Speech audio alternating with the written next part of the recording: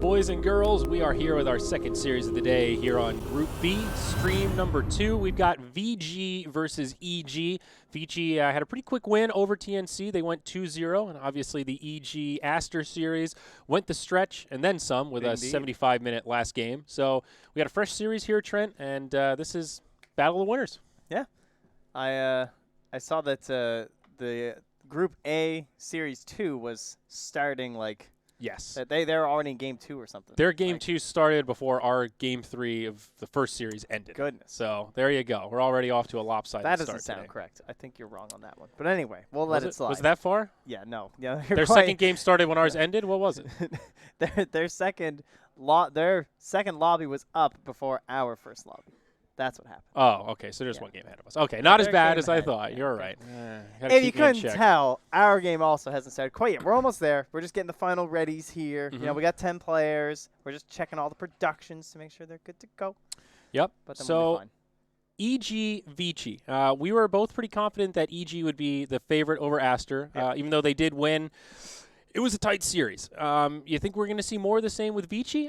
Vici is certainly a tougher opponent than Aster right now. I think Vici should be ranked very similarly to Evil Geniuses. Like VG have just competed at Hamburg. They did very well. Pretty good showing in the finals. Secret, yep. And went all 5 games in the finals, too. It wasn't even just Yeah. I think they showed some flaws in their game, which maybe might be an advantage for EG, just because EG haven't really shown a whole lot. I mean, they also played at Hamburg, but they were missing Sumail, so their games were a little bit different. Yeah. When I looked at VG, I saw some pretty glaring weaknesses in terms of, like, their offlane pool looked pretty bad. Like, I feel like if Fade didn't have Necro, the games were just really hard. They looked far more difficult. So I'm going to be looking towards Fade. It's on you, buddy. See if you can carry some games out here. Their position 5 is the one player that I'm not as familiar with. Recognize the other faces, but DY. DY, yeah. What's his deal? He was the Vici potential player, He used to play Vici potential. He did not have a great performance at Hamburg. I'm sure he's glad D-Stones was there because he was a standout disappointment, I would have to say. So luckily he took some of the shade off of old DY. No, DY just he had some hard games. He died in the lane a lot. Like definitely more than he should have. He was feeding away on like Bane and Ogre. Yeah, and on heroes like, you shouldn't really be dying that early on. He had some good mid-game plays, though. If I had to guess, I actually don't know. He looked more like a 4 player. Like, maybe he's a 4 who's been, like, forced more into a 5 role, or maybe he plays a lot of 4 in pubs or something, because his, like, mid-game plays and stuff on the Nyx Assassin, like, scouting and setting up for plays and stuff was some of the most memorable stuff he had. Thought, like, he had really good Nyx games. So maybe he just is still getting comfortable in the 5 role. But for now, he'll be the one I'll be watching, along with Fade. But well, it looks like we had a lobby load, and one of our OBS PCs crashed, so... just a moment before this lobby starts. Not to worry. What about so EG now? Obviously, VG probably didn't get a lot of time to watch the games, but did you anything there that you'd be picking up what EG were throwing down? Anything you try and punish? What do you think about the TB ban in the final game? Do you think that was a good call? Yes. I think TB is not as extreme as Necro, but it to me is similar to that category of difficult hero to play around. Not necessarily fun to play against. So I'm with it. What about the fact that they just played Morphling and like, do you think if that was a TB, that game would have been any different? Because to me, it feels like the Morph and TB are so similar that it's like they use one of their bans to take care of it, and then.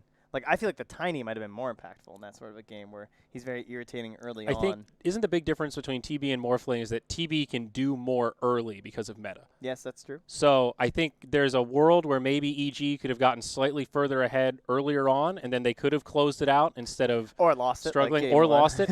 But, I mean, you're right. They're pretty comparable. Yeah. And that Morphling didn't really feel slow that game, right? It's not like he went for like a Lincoln's and was just farming for the first 20 minutes. It was an up-tempo, relatively aggressive Morphling. One hero that we mentioned in the draft that you don't like, the Silencer, I know Vici has been playing a bit more than some of the other teams as of late. So another hero to keep in mind as we jump into this series. He got fully ignored in our first series. Yes, completely. Much like the Urn of Shadows by Evil Geniuses. Yeah. I saw them eating, and I was going to harass them, but then I didn't because, that's really rude. But that I really want to know. Rude. I just want to be like, guys, I got to know. What's the deal? Do you hate Urn? You guys do you forget about the Urn? What I mean, to be fair, a lot of their heroes, it was kind of awkward. It's like they had to support Tiny in 2 of the games, so usually your 4 is kind of the guy that gets Urn, and then the Weaver support. Some people do it; they go for the Spirit Vessel, but he felt like the Solar Crest was more important in game 2, and they ended up winning. It seemed like a good choice to go for that Solar Crest, though. It opened up Roche options for him. It allowed him to be a slightly more aggressive in lane. I understand your gripes with the urn, but can't flame that medallion pickup too much on the Weaver that game. It was okay. Pretty standard. I suppose. I still can't believe that Aster picked Storm Spirit. It ended up being a pretty good hero for that game because not many cores like that can push out lanes so easily once he hits level 25. Right? That's true, but he's kind of unique in that regard. He had no earlier mid game though. Yeah, I know, but that's what I mean. It's such a weird hero that I want to be able to flame the pick, but in the end, it's what allowed them to hold so long because he was shoving out the waves. Maybe they wouldn't be holding high ground for 50 minutes if they hadn't picked a Storm Spirit. That is true. If Storm Spirit didn't die solo mid to Sumail for first blood, maybe that hero's pretty rough to make work. I feel like right now. Yeah, I'm with you. I'm not into it, but. We'll see. Maybe someone else can turn it around. All right. Hopefully. Well, you've got another load here. Looks like everyone's come back crossed. in. And it's looking pretty darn good. It looks good. All right, boys and girls. Well, with that said, let's hop into this draft and see what these teams are cooking up. EG versus Vici. This is game number 1. These are the winners from the first rounds. So I don't have the bracket in front of me, but winner of this is guaranteed upper bracket, correct? Sorry, just cracking a cold monster there. Yep. Winner of this is what? Guaranteed upper bracket? I believe so. I believe so. So good bit on the line here. Again, a reminder that lower bracket round 1 is best of 1 elimination. So it's a big deal to start in that upper bracket. Yeah, you do not want to go down to that lower bracket. That place is terrifying. Absolutely want to be top 2 in your group. There, you know. Get me out. Man, hard to believe this is where we're at. But yeah, so. Yeah, so the winner of this goes on, and then it's the decider. And then you have the loser and the decider. So yeah. Great. Man, that's so fast. 2 best of 3s, and you're just right in that upper bracket. Dude, that's how it goes. GSL groups, baby. No tiebreakers, no mucking around, all best of 3s. It is the format. I like it. I'm a big fan. I think been a lot of improvements to tournament formats over the years. I think we finally got it figured out to a certain degree of perfection. I mean, just wait till we have the best of 5 group stages. I mean, that's when true Dota will finally take place. Yeah. Grand final, best of 7, you know. Oh, yeah. I'm scheduling those surprised. best of 7 days. Hey, I'm going to need this venue for 3 to 8 hours, roughly, depending on what happens. That's always easy to schedule. Well, just buy the venue. Wow, now you're speaking. Yeah, we'll use all those Moondock dollars. Just buy the venue. All right, so what do we got here? A lot of familiar faces in these opening bands. Necro Weaver Phoenix taken out by EG, and Wisp Enigma Axe. Drow made it through. Drow's left in for EG. Tiny also made it through, as well as the Terror Blade. All of them have been pretty high priority in terms of draft. EG with first pick, they will grab the Tiny. Yeah, and that just leaves it open for them. Now the question is, will they take the Drow? They're instantly into their opener. Ooh, that I don't know if you want to pick Drow. It can go either way. You could say, okay, we can play this game fast enough, and we think we can Drow this out. Or you could say, that sounds a little bit risky. Let's just go for like a PL, I guess, is probably the best option here. You don't want to pick TB into the Morphling because he just morphs into you and takes meta, and he's just better Terror Blade. Yeah, that's pretty nasty. I guess before that, TB used to be kind of considered good against Morphling because of the reflection, right? That was. Yeah, but now you can. But now that now it's a whole different set of parameters. Yeah, being able to dispel it is just brutal, especially because Morph has 2. Because whenever you morph someone, it's a basic dispel, and you always buy Manta anyway. So it takes off the reflection both ways. Gotcha. I feel like I still have trouble assessing what's going to be a good Drow game. She's such an odd hero to me. It's all or nothing. She's a vacuum hero, is what she is. What do you mean by that? As they do pick Terrorblade into the Morphling, by the way. Like you ignore the enemy team for the most part. Like if you're gonna first pick Drow, like a lot of your draft is much more focused about yourself than your opponents. I feel like. You know what I mean? Like, there's a reason why I feel like when Drow gets first picked, you see the same bands every time. It doesn't matter what the enemy team's picking. They're just focused on, like, okay, this is good with Drow. That is good with Drow. And they just, you know what they're trying to do. But, so, yeah, they will still take the risk. They say, yeah, TB's that good. So we're fine with that. I'm curious why. I mean, we were talking about the tempo with this matchup a little bit, sort of analyzing what if that Morphling was a TB in the Game 3 of EG Aster. So it'll be interesting to see it at work here, and if EG can get an early advantage with those metamorphoses. Metamorphosi. Metamorphosi, is that the plural? What is the plural of metamorphosis? I believe it's metamorphosis. Multiple metamorphoses. Like geese. Geese. Yeah, that must be it. That totally makes sense. Like octopi? Yeah. Okay. Or moose and meese. Meese. It's all the same. 10 seconds. Well, and the Bloodseeker, he's going to be taken out, as well as Bane. I think what's left here in terms of, I guess, well, EG, earlier on, they opened the same thing, right? Game 1, they went back for the Dazzle, and then they had that Ursa and the Lina. That game fell apart pretty bad. They couldn't quite get the objective focus going, even though they had it. They've switched it up quite a bit. It seems like their top 3 position 5s are Bane, Winter Wyvern, and Dazzle, at least what we saw in that last series. So definitely targeting some bans around Fly. Brewmaster going to be taken out by EG. Interesting ban, but kind of a chaotic space maker that can be very irritating in the mid game. It was the hero at Hamburg too, so every single team was seeing play with it. It was being picked or banned in virtually every single game, and it was banned out a lot. That Vici Gaming weren't quite able to play it there for Yang. So yeah, interesting. We saw it totally ignored in the last series. Yeah, it is. It is a little bit interesting in that regard, but I like the fact that EG are still on top of it. They're just thinking about what Vici have been up to. Right. So the other big one that's still left in is the Magnus. And they are very comfortable doing this like Empower Terrorblade strat from Vici Gaming. Pretty much every team was running it around that Hamburg time. So they could do the same thing with a Morphling, perhaps. Plus it'd be Bloodlust. So this carry will be very jacked up. And then they will end up banning the Silencer. So you're right. They do still put a lot of emphasis on that hero. Yeah. I don't know if EG has been playing Silencer nearly as much, but Vici just seemed to value it as both a ban and a pick. They played it near the end of their run at Hamburg, and it could just be like if they see the right game for it. I mean, even against a Morph, it can be pretty brutal, right? If you, in the earliest parts of the game, sure, yeah, just catching it before a Morph or something. Remaining. Absolutely. All right, Vici now need to make a decision for their third. Still a pretty wide open selection here. It's a bit of a tough call here, I feel like. Like, do you just go for one of these Yang heroes? Like, his hero pool's not that huge, so maybe they just pick one now and they leave a little bit of flexibility there for Fade instead. I think it's certainly tempting. Evil geniuses. And it'll be the Earthshaker. So this was one of his better heroes for sure.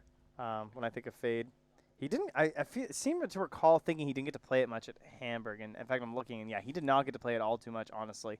But I was looking back at like some of their past games leading up to that event, and he was looking pretty solid on it. So okay, it's just a good playmaker. Again, it was someone that showed up a lot at Hamburg. And that's pretty much what most of this group stage meta is probably going to be based on, because it's the last big tournament. Problems with Earthshaker is he needs certain laning partners. I'm guessing they want the Pugna. I feel like that's probably one of the better ones left. You need someone that can like kind of play aggressively with the Earthshaker, or you need a way to pull the wave back.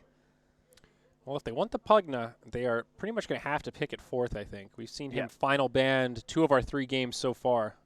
Yeah. No, they definitely will. Now, one thing is that, unless I'm mistaken, I don't want Flame Fade. No, I can Flame Fade. He had one of the worst Pugna games I've ever seen in my entire life versus Virtus Pro. It was a disaster.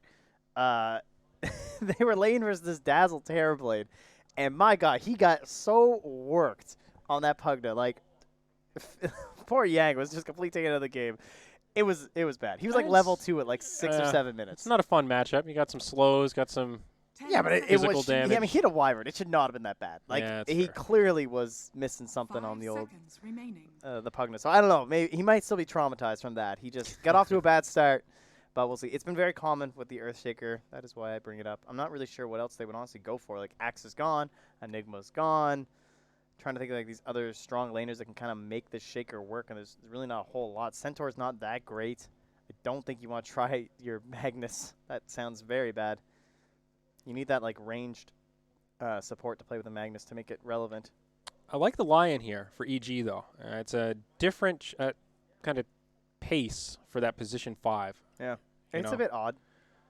More aggressive though. I feel like they've been valuing that like Shallow Grave, the Winter Wyvern. Now Lion gives them some burst potential. I think it's pretty nice against the Morphling, right? You've got some control and a way to actually try to lock him down. But now the Centaur. That's probably the best hero aside from this. Is like Pugna is like kind of good in the lane, but in terms of the whole game, Pugna and Morphling feels a little kind of close, like these magic-y, bursty sort of heroes, and no real control elements to help initiate fights and help build an engagement for the Earthshaker to capitalize with an Echo Slam. So I like the Centaur better in that. They need to be really good with their Fishers to try and set up good hoof stomps into Double Edge. But could certainly work here for Vici. And then last 10th pick is already well built up here. It's going to have the power of Bloodlust. It has the power of Stampede. Yeah. So you know this hero is already going to be well enabled, as well as your Morphling. So the start looks good. The hardest part for them right now, I think, is getting this Earthshaker to a point where he feels like he can contribute to the game, getting in towards that Blink Dagger. See if they can find space on the map for him. So it might mean that they need a mid hero that's not too greedy. Maybe like a Lina or something like that. Ah, the Lina, the surprising final pick. I think she's kind of greedy. I don't know. Someone who can be active, I guess. Maybe greedy's the wrong term. Someone that can get around the map. Like someone who wants to be off map so that Shaker can have the dead hero I want to suggest. How about the Queen of Pain, Trent? Vici That's a pretty dead hero. we saw her a couple times. Actually, it was Vici that played it. Ori did, I believe. It was horrific. Well, they played a puck. I'm pretty sure it was them. They played a puck Queen of Pain draft. Eek. And lost. 2 dead heroes. Yeah, yeah, it was them. It was versus. Yeah, there it is. Yeah. It was. Phew. Well, Invoker for EG though, new face for us. It's kind of exciting. Invoker Terrorblade. We saw this combo quite a bit too. It seems a little counterintuitive because you're like, oh, aren't these both very greedy? But for the most part, we wound up with the Quaswex Invoker, so he just played around the map a lot and made space for the Terrorblade. How does Quaswex build these days, item-wise? You can just go for the Spirit Vessel. That's definitely the most common thing. Usually it's like Spirit Vessel and Dives. Trent predicting a Spirit Vessel pickup. Wow. Dude, it's good. It's a good item. Quality.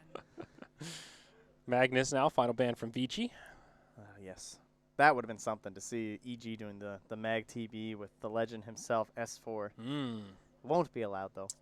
They could go for like, I've seen some teams run the Exort with the TB, and they already have this was actually, do you remember when Newbie went on that, like, 22-game win streak, like, 4 years ago or 3 years ago or something? I have a vague recollection, They picked Invoker, Doom, and Lion, like, every game. And this Lion would run around and, like, set up Sunstrikes, and it was so funny to me. Or, like, the Lion would run around with the Doom Why's that just funny? over and over. I don't know, because Lion. When do you ever see Lion setting up Sunstrikes? Like, mean, have you ever watched a game where that's really a thing? I mean, I guess not, but like he's got stuns and hexes but they did and it for shit. like 20 games. It was great that no one else is doing it. It's like, just pick Doom every game. That was the key. Oh God, I don't miss. I highly doubt we're gonna see a Doom. Talking about dead heroes. My goodness. I'm not upset about that. Close though. you're gonna get the Doom is Diablo on the Switch. I think. Everyone here is fiended.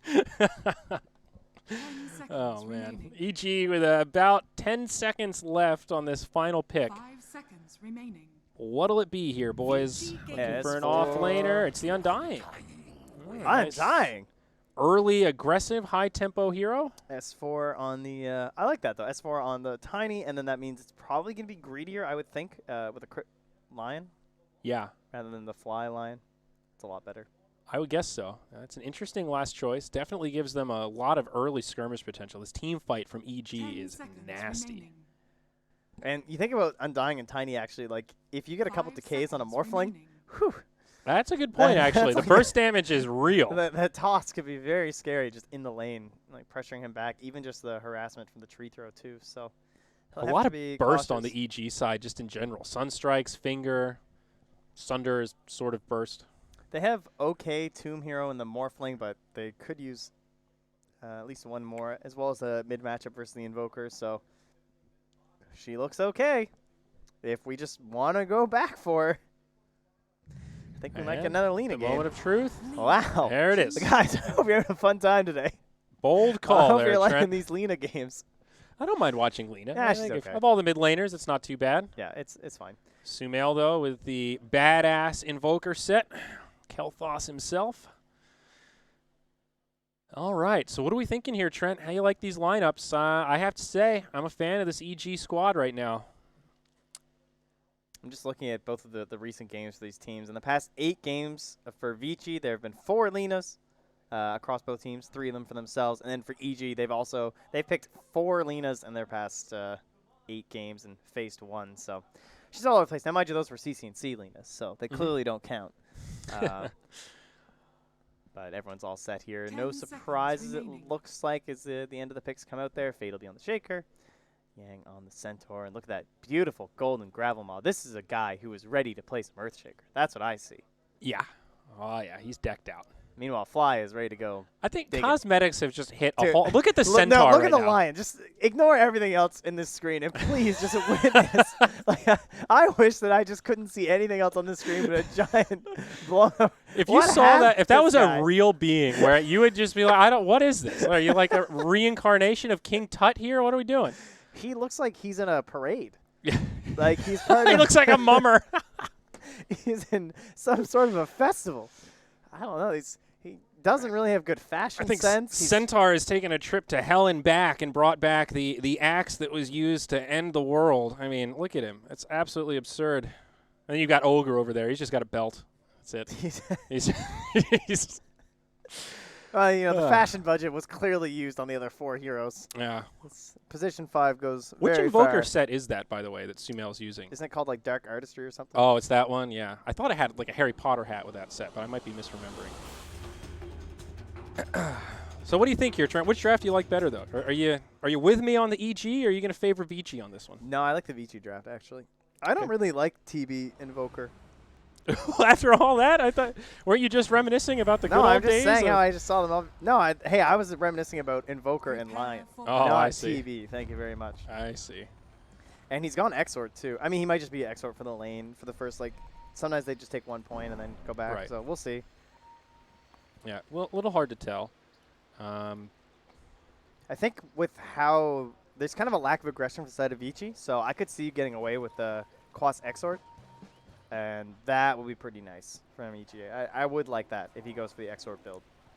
But that's going to come down to just kind of reading these earlier movements. And Fly walks in and pops the smoke of DY in the mid lane as he's planning that ward. So Sumail is going to be very happy to know where that ward is. Very nice. Well, up top, crit and S4. Invading deep. Might bump into the Ogre, actually. 30 seconds. Some vision on the high ground here. All right, get a couple of love taps in. Nothing the Ogre can't handle. But bounty runes, looks like it'll just be 2 apiece, most likely. Okay. Oh, Ogre. Sweet, What a sweet hero. Ogre. Tank's like half his HP, already back up to almost full. So what's his base regen? Like 5, something like that? 5.4? It's the good old days. Oh, he's actually, got a he tango also on. Wins. Yeah. Anyway, 2 for 2 once again. Okay. I mean, it kind of shows why everyone just hides, though, right? Because like DY just wasted like 2 tangos for no reason. Also, he has Bloodlust level 1. Wait, what? Whoa. He had to use that for his little like run into some supports. That's pretty peculiar, though. You don't see that too often these days. Not a fan. I've seen it a couple times lately, but it just never seems very good. But whatever, it's no big deal. Just get the Ignite level, or Fire Blast level 2, and life's good. All right, so laning phase will get started here. Down bottom, Fly and Arteezy. They will be up against Yang and Fade. 4 melee lane here. Yeah, Fade looks like he did a Fisher block somewhere and just popped the Clarity, so. I think this is one of those lanes where the Undying is pretty happy to be Undying right now. Easy decay stacks. Yeah, he's taking enough now. They'll pop the meta, but you really want to kill when you do this. Feels like they almost could have committed a little more to try to find that kill, but you don't want to miss those valuable CS, as we've talked about. Yeah, exactly. Still good that they forced Yang into using that healing salve already. Pretty aggressive start here. Man, Fly just keeps holding out for those double decays. It's paying off, too. Jeez, up to 20 already. Yeah. No one can trade with him at the moment. Pretty much the dream for a start. Top lane Paparazzi is taking a lot of harass up here and is just getting his first last hit. And this is definitely one of the differences, the Morphling and the TB, as we talked about. Terrorblade has that ability to come out of the gate swinging. Morphling, not quite the same. Level 1, he's basically just trying to be left alone. Mid lane, they put a Rotation. sentry down here, yeah. And Faye just coming in with his Fisher. Blocks Whoa. it out. Is this going to be the first blood? Yeah. Indeed it is. Ori finds the kill with an LSA, followed up by an auto attack, and Sumail takes a tumble. Try to push to the limit there. Ends up going down, so that'll be a second null push up for Lena. Great rotation from the Earthshaker, though. Realizing that bottom lane is going to be difficult. Just give the Centaur the solo XP and try to make a play happen elsewhere. It's so important when you pick this hero to have ways to like enable his laning stage phase where you can just walk and Fisher and create top. kills. Paparazzi in trouble and dead. S4 able to finish him off. That feels like it's going to be a pretty common scenario up here. He's only gotten 1 more last hit since we left. He is 2-1 right now. And that's without the Undying in his lane. Yeah. Like, Lion's not even the best hero in this capacity. His crit's going back to cut the way. Oh, no, he's just going to go feed his life away. Okay. Oh, the free Goodbye, TP back to the crits. base here. Okay. Didn't taunt. Not sure about that. Clearly not a Lion player. Just want to say. I mean, That guy's taunt is like right after Undyings. Yeah. We'll see. Maybe he'll get some later. Okay, back to farming we go. Earthshaker has come back to the bottom lane, soon to be level 2. And how is our mid matchup? Even though Sumail did take a tumble, CS score still very even. Lina with a few more denies, but yeah, Sumail got off to a pretty strong start too. So he has 2 points in Quas, so it looks like it's going to be an Exort Invoker. Gets that 2nd point now. No Wex. puts a little bit of pressure on the old Tiny just to like go around the map and get some Sunstrike kills, but can certainly be done. And once again, the Lion can also help set up for them too. As they hop onto RTZ, that Soul Rep healed quite a bit. And they still don't pop the meta. I feel like they were trying to force it there from Vici, and RTZ just not biting. Oh, up top, DY able to make it back, but a lot of pressure coming out of these two still. Man, they still have a Salve for S4 here too, and only 1 Tango left for this Morphling. They're probably gonna need a courier up here soon. Yeah, top lane's pretty brutal. Fly down bottom, running low on mana, but another Soul Rip to keep RTZ topped off. Radiant structures are Showing off the versatility of the Undying in this kind of scenario. Fade is just body blocking the small camp too. So Fly had just dewarded it, but then Fade runs over and blocks it during the minute mark. Sunstrike up top with the Hex. It's enough of a slow. Does connect, but will the Morphling go down the tree? Will chase him into the tree line. S4 grabs yet another disastrous top lane for Vici. 9-3. Slaying it on those Morphling last hits. Ori is going to find himself a DD rune. Come on, give Fade a bottle charge. Doesn't need. He's going to be fine. No vision here. I think they know Fade was rotating this way, though, so. Centaur's been handling this lane setup pretty well, though. And he's had the Earthshaker kind of rotating in and out, but 16 last hits, level 4. Yeah, that is pretty good, actually, considering. Yeah. Especially like during a meta, he's able to play up a little bit close, and now meta ends, so life will be a little bit better. 5 minutes on the horizon here. Fly going to head to the enemy bounty rune. Fade actually going to chase him over. Fly can guarantee one of these, so. The jukes, very nice with the zombie. And ankles up top. Just completely snapped and broken right there. I mean, my goodness. What a player. And EG will go 3 for 1 on the first bounties. They get both up top. Sumail forcing the jungler because he doesn't know where this Earthshaker is. So he can't play anywhere near that Lina, where she might be able to capitalize on a single Fisher. Stun up top, still a lot of pressure on this Morphling. S4 knowing his limits. It's rare to see a Morphling having to sit so high in HP. Yeah. Partially why he was hurting so hard on last hits earlier. Especially against the Tiny, one of the best deniers right now. Pretty quiet laning stage here, Trent. Sumail getting a little farm in the jungle as he gets close to level 6. Lina already found her 6 mid, though, up top. Sunstrike on the way in, and S4 gets a kill onto Paparazzi.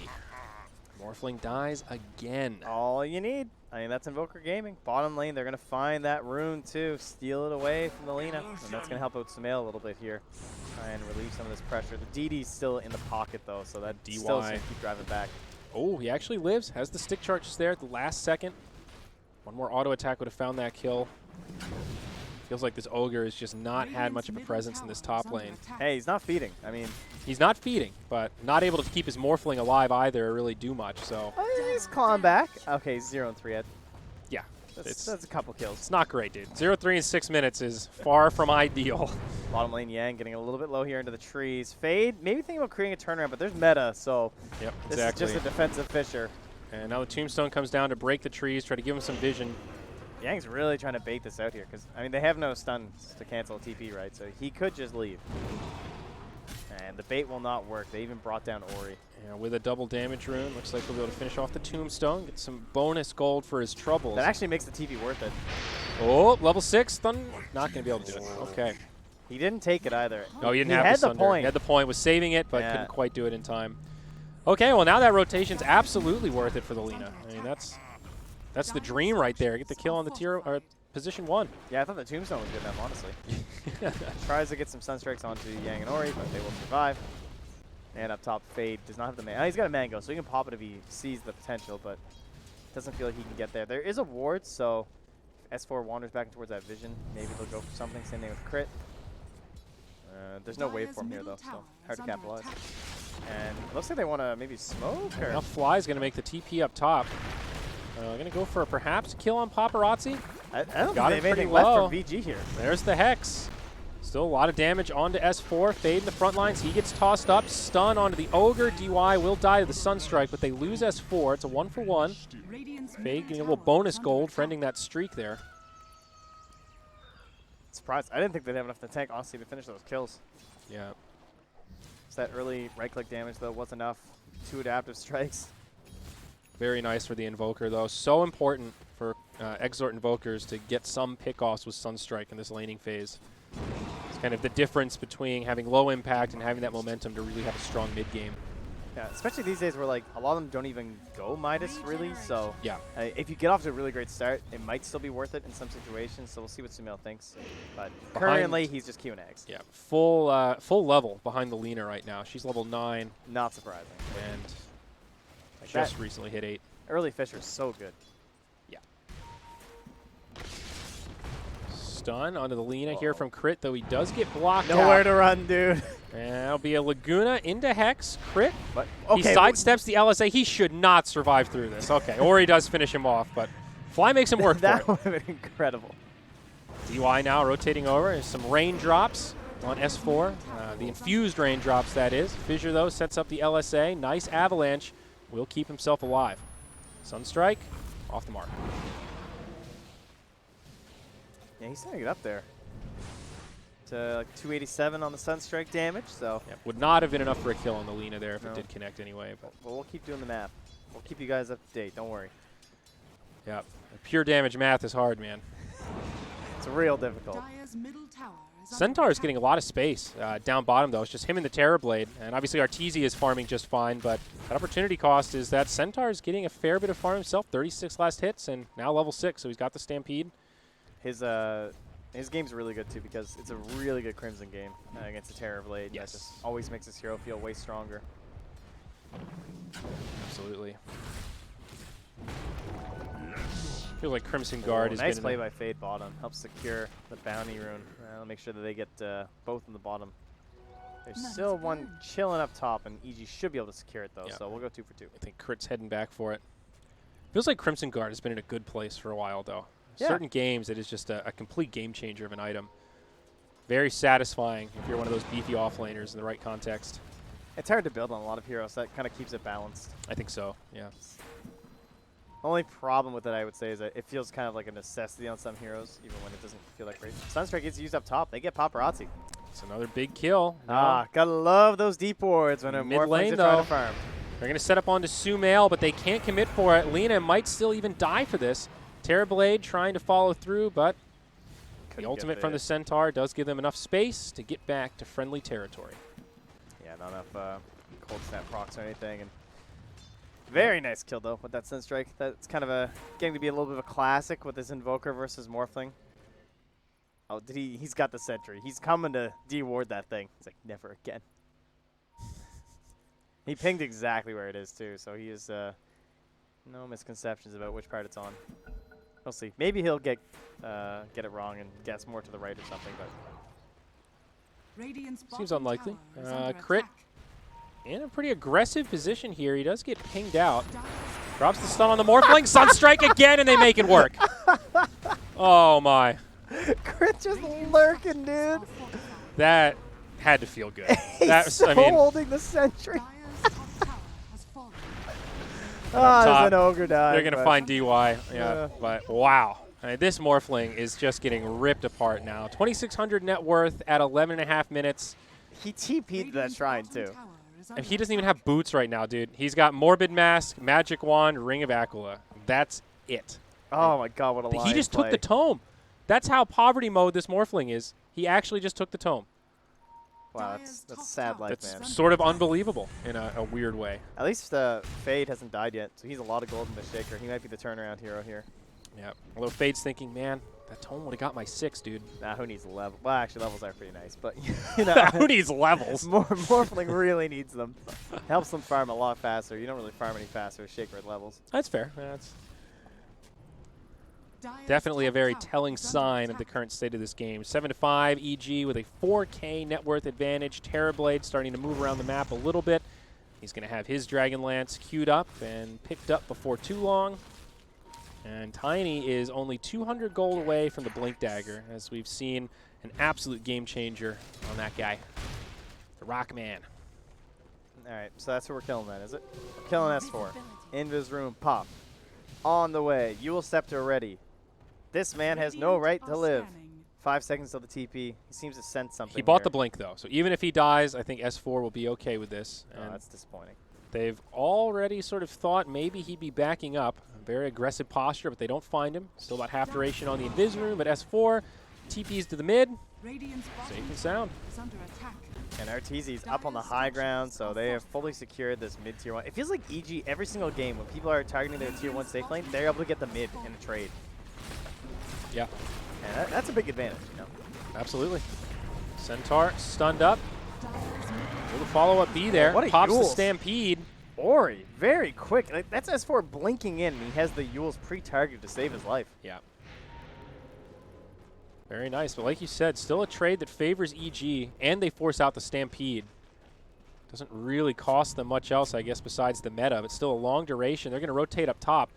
I mean, this is exactly what I was kind of picturing with Terrorblade versus Morphling. Obviously, Right. this is an extreme kind of situation with the Morphling getting killed so many times in the lane, but we're only 13 minutes in. Terrorblade's their position 1. He's moving around the map. They're taking objectives. They're breaking this game open. Even if Morphling had a good laning phase, Right, he he still wouldn't be able to do Yeah, this. he can't do this the same way TB can, so. So you might be right that late game, 45 minutes, you don't really want to be Terrorblade against Morphling, but at this stage, you've got a nasty window where Morph is just a puddle. At this point, it wouldn't matter what the enemy carry is either, right? It's like Sure. no one really does this like Terrorblade. That's why this hero is so popular right now, is that if you're executing well and you're winning your lanes, he can just crack open the entire game by taking away all the space enemies can farm in, because he can just melt towers way faster than other heroes are ready for. So Yeah.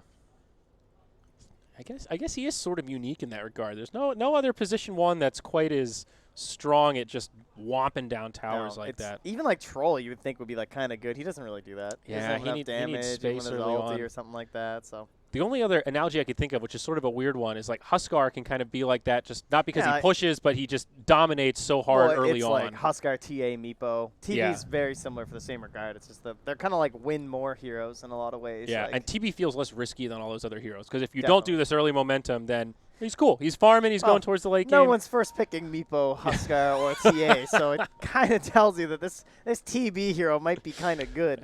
Yeah, you're absolutely right. Poor Husky. Okay, so still some duration on the Metamorphosis, about a third left, so he's going to pressure that tower. Centaur is going to be caught by some stuns, and they will finish him off. Sunstrike from Sumail on the mark once again. It's all EG all day, baby. Glyph comes out, but Arteezy will secure this tower kill. No defense to be mounted by Vici, though they are kind of gathered up here. Don't think they'll be able to find too much. Crit, he'll TP home. Uh-oh, Arteezy.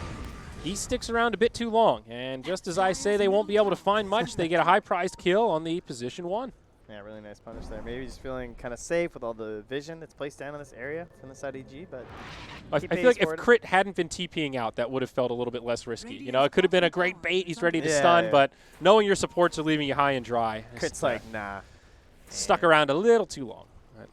Small misstep, though. Still a lot of objectives going the way of EG. That's an interesting word by Crit. He stops where he is down there, and he places it by their own boundary run, even though they're about to walk in aggressively like that. That is interesting. So he's like kind of trying to find, it's not only a safer ward, it's less likely to get dewarded, but he wants to see if anyone's like wrapping around to the other bounty, perhaps. Doesn't go for the setup on the Sunstrike there. Will be another 3-for-1 advantage in terms of bounties. Up top, Ori snagged the one on the Dire side, but Fly was right there on the Radiant. Echo Saber queued up next for Tiny on S4.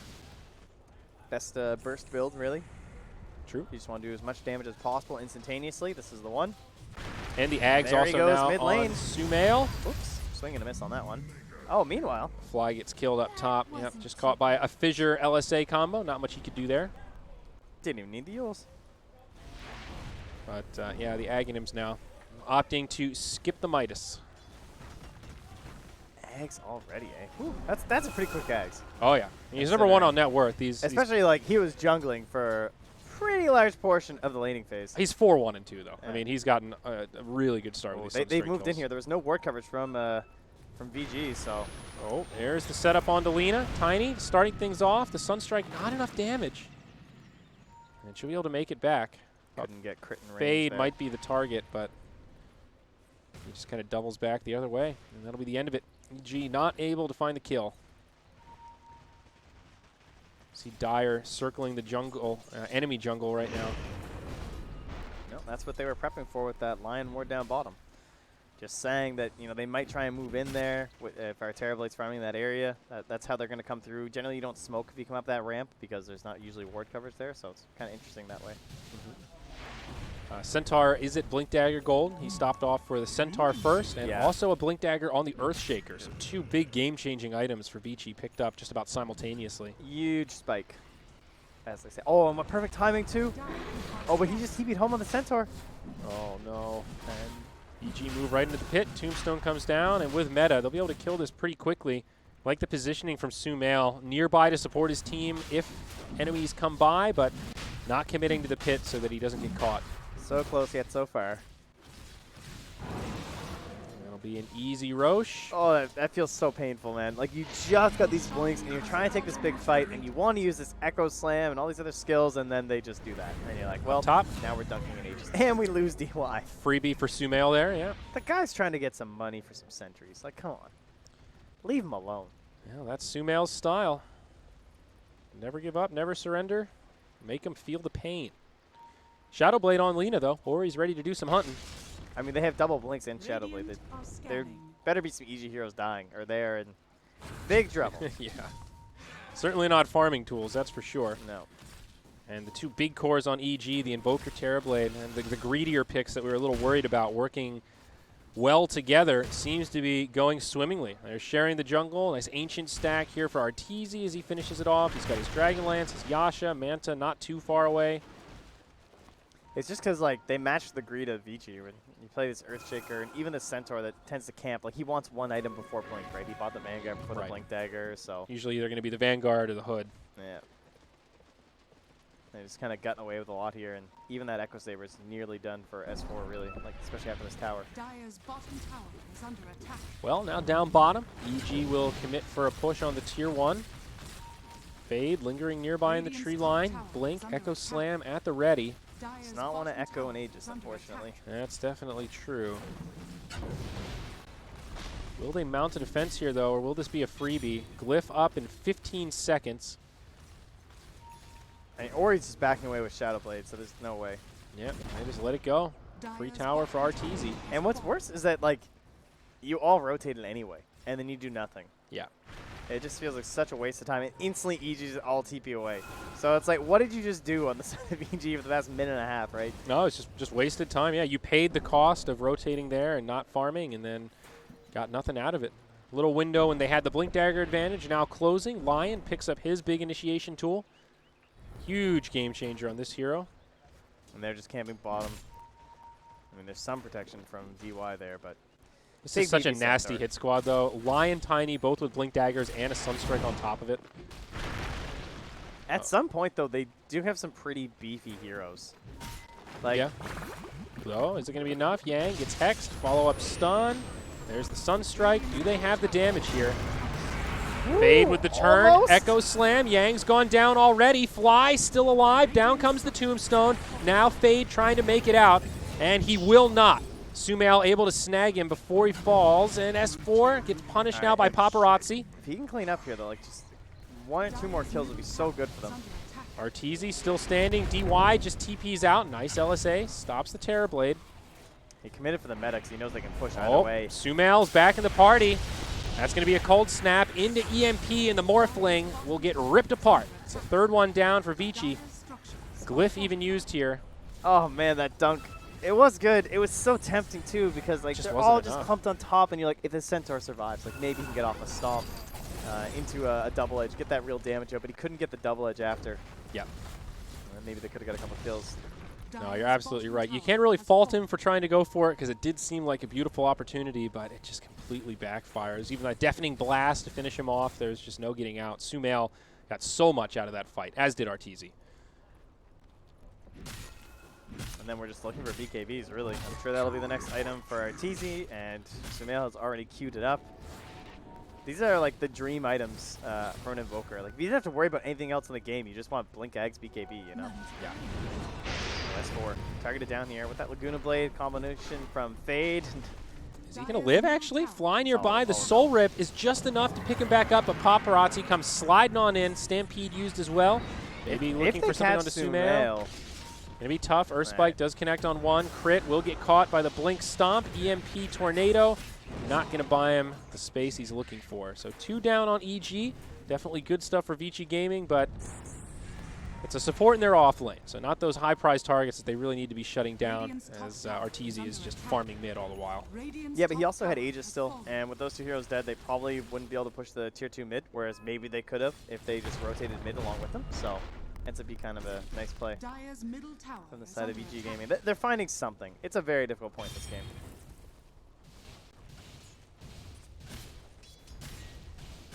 Slow and steady, though. I don't think EG are too upset about just continuing to farm and get towards those BKBs, as you were talking about. Morphling trying to get his own. Picked up the Ogre Axe now. Still lowest of the cores in terms of net worth, actually behind the off lane of EG. Still a long road to recovery here for Paparazzi, even with these few steps in the right direction as they found those pickoffs. Yeah, but if he's Bloodlusted and he just copies the TB, he can do so much damage in these team fights with meta. Like, he really doesn't have to be too farmed. I'd almost want him to be the least farm in a comeback position like this. And great positioning, speaking of which, from Crit in the tree line there with the ward on the high ground, pops the smoke, instantly blinks back. What? And now it's Arteezy, Invis Rune. Reflection. And a fissure just to break things up. Nice aggressive posture from Arteezy there. No Aegis left. So quite a bit of time before Sumail's BKB. See if they actually press in without it.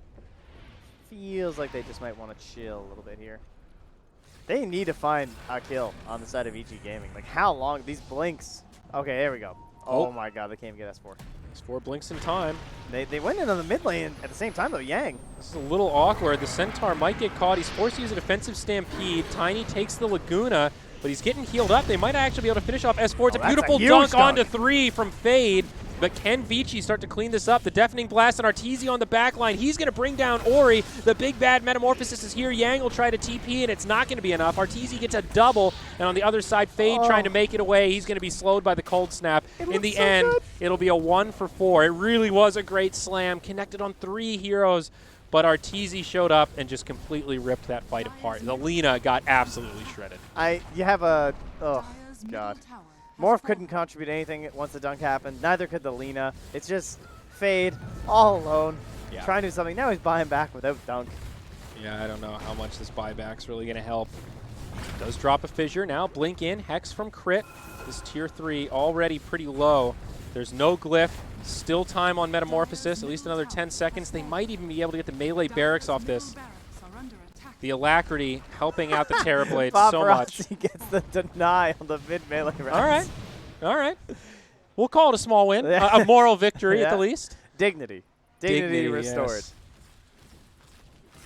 Oh my, 12K net worth at 25 minutes. EG handily in control of this game. That graph telling a very clear story. XP maybe a little bit more even, but not a moment in this game when Vici Gaming was ahead in terms of gold lead. Oh. Destroyed in that fight. I was trying to find another moment. They're going to get some bounty runes. That's actually real nice. This Terrorblade just feels unstoppable now. Look at the net worth difference. He's at 17.5K. The leading farmer on Vici is Lina at only 10K. It's just absolutely absurd right now. Had so many games like this as of late with this hero.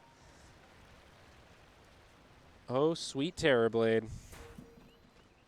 And Paparazzi just not finding that a counter moment here.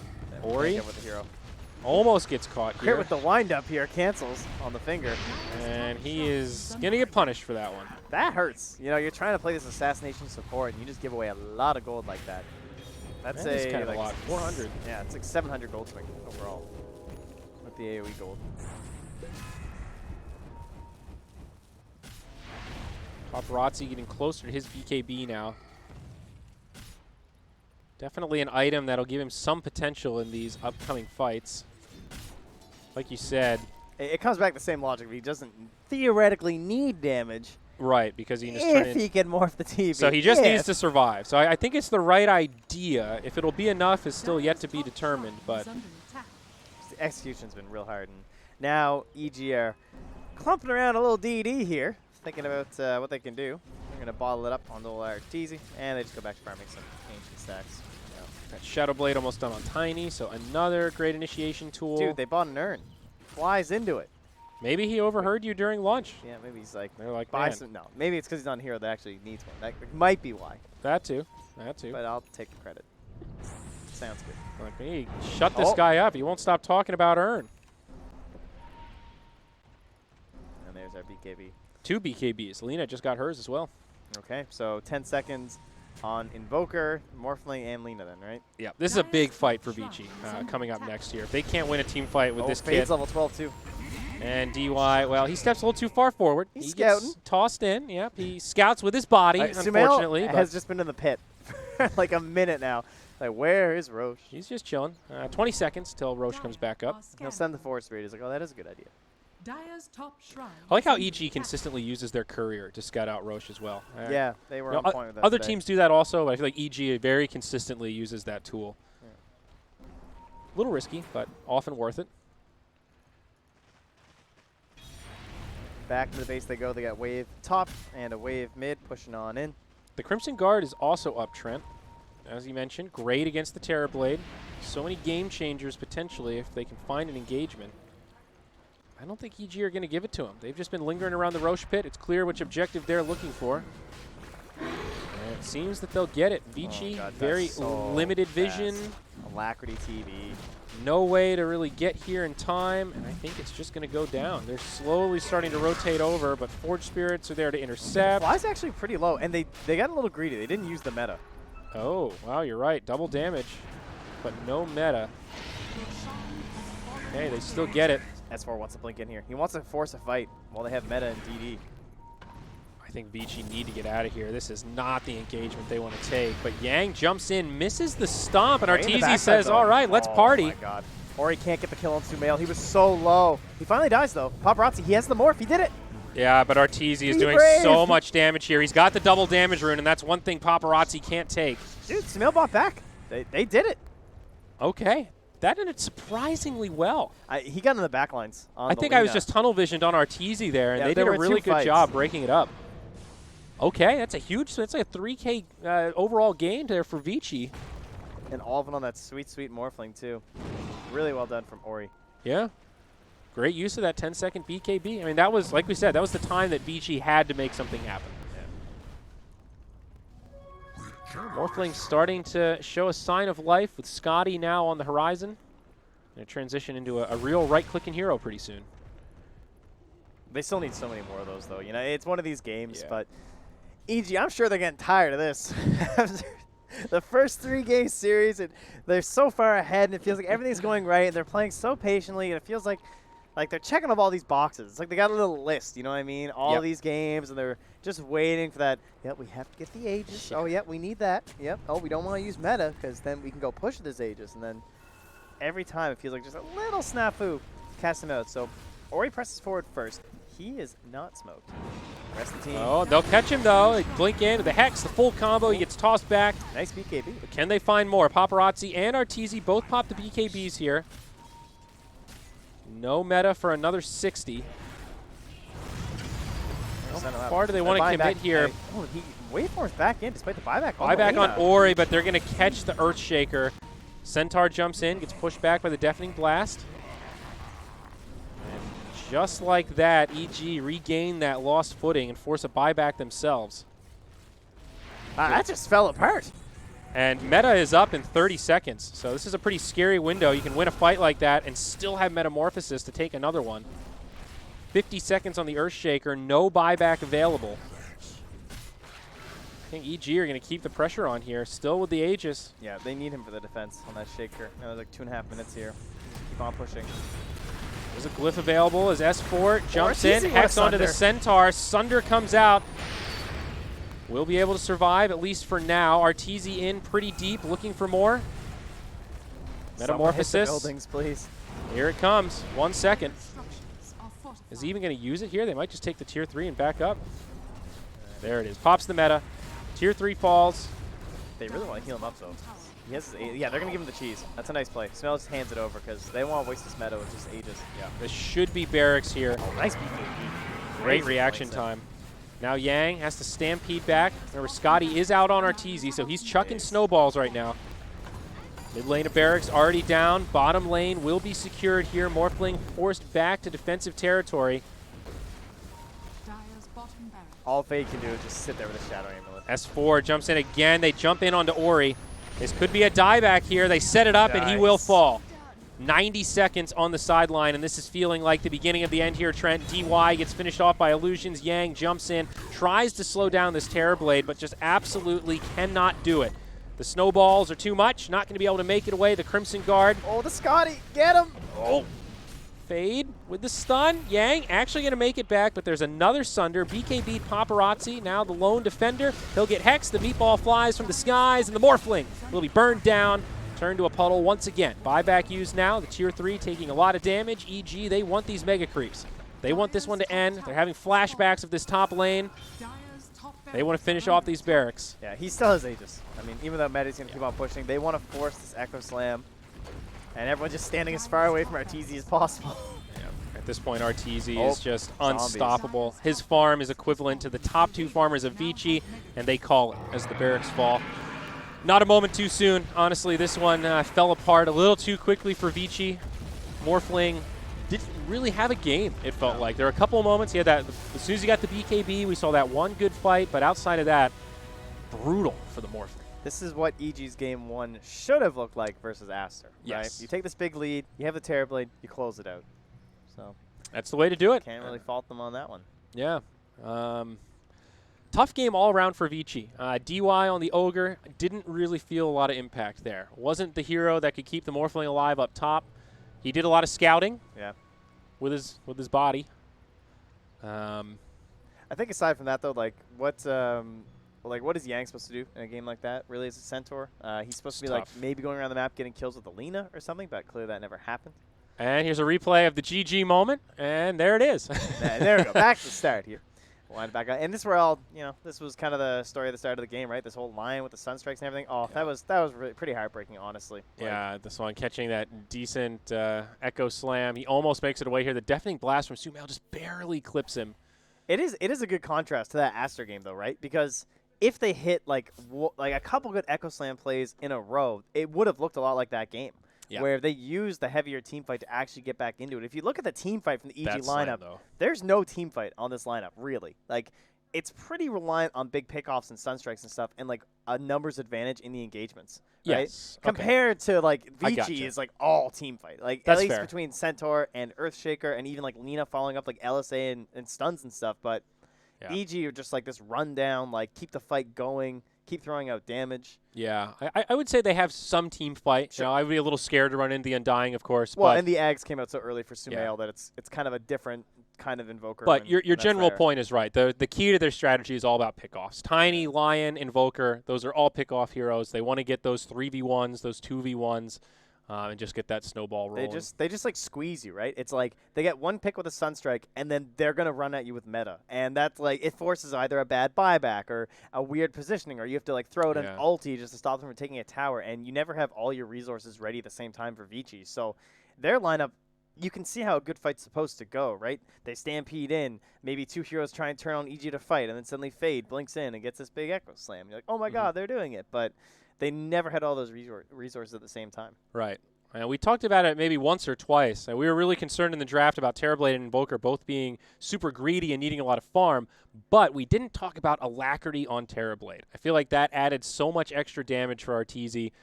Even just sieging structures, meta with Alacrity, if you're not immediately defending, buildings just fall. Yeah, it's pretty sick. In terms of addressing the next game, I actually do think that banning the Terrorblade is quite fine. I'm getting to that point. I mean, seeing a game like that, what are you supposed to do? It's just different, right? Like, it just puts this really hard pressure on you to find those big fights. Like, if that's a Morphling or a PL or something, I mean, sure, maybe the game goes the same way for EG, but they definitely can't take away your entire map that fast. Right. It even started in the lane, right? From that first meta, they forced out the salve on Yang within, 30 seconds of being in the lane. He just puts this kind of pressure on where the Terrorblade is always playing from ahead.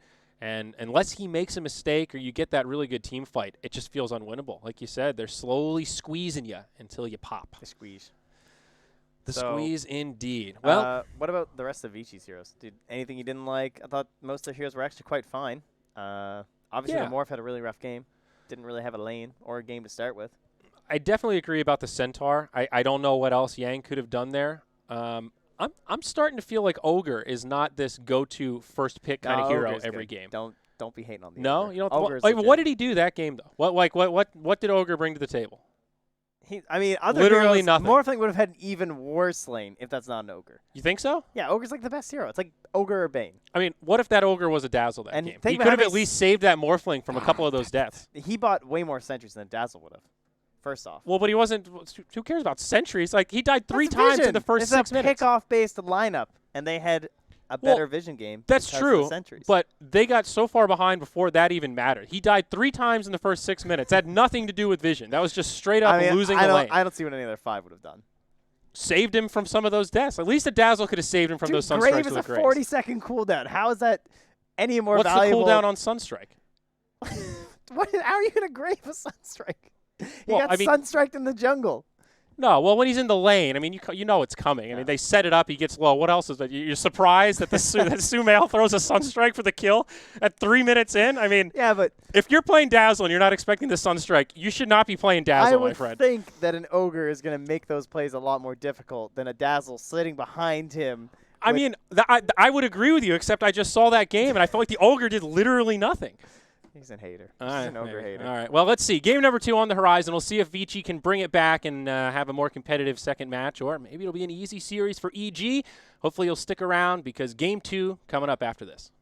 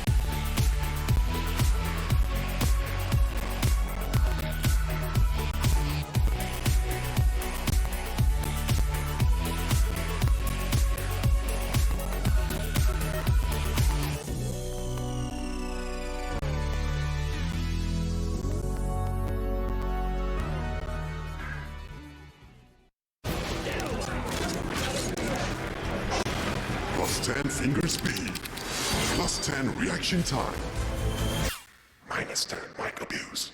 Order KFC delivery and power up your game and enjoy free cheesy wedges when you order by the new KFC app. Visit the KFC booth for freebies and cool prizes. Over time, new generations of predators were optimized with state-of-the-art technology. Go forth and conquer.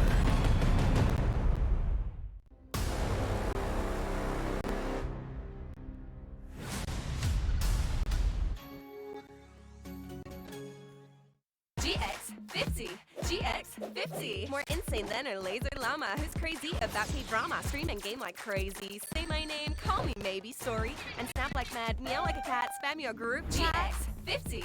GX50. Diva in the AM, a rapper in the PM, running for PM, sliding into your DM. See you later, quota, no more limit drama. She's a sugar llama and your baby mama. GX50. More insane than a laser llama. Pew, pew, pew.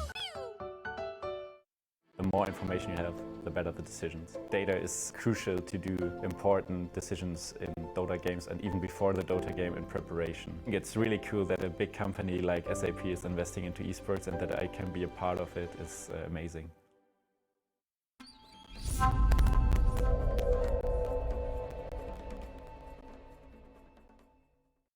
There, friends, and welcome back to the B Stream. Game number 2 of Evil Geniuses versus Vici Gaming, set to get underway. Game 1 dominant in favor of EG.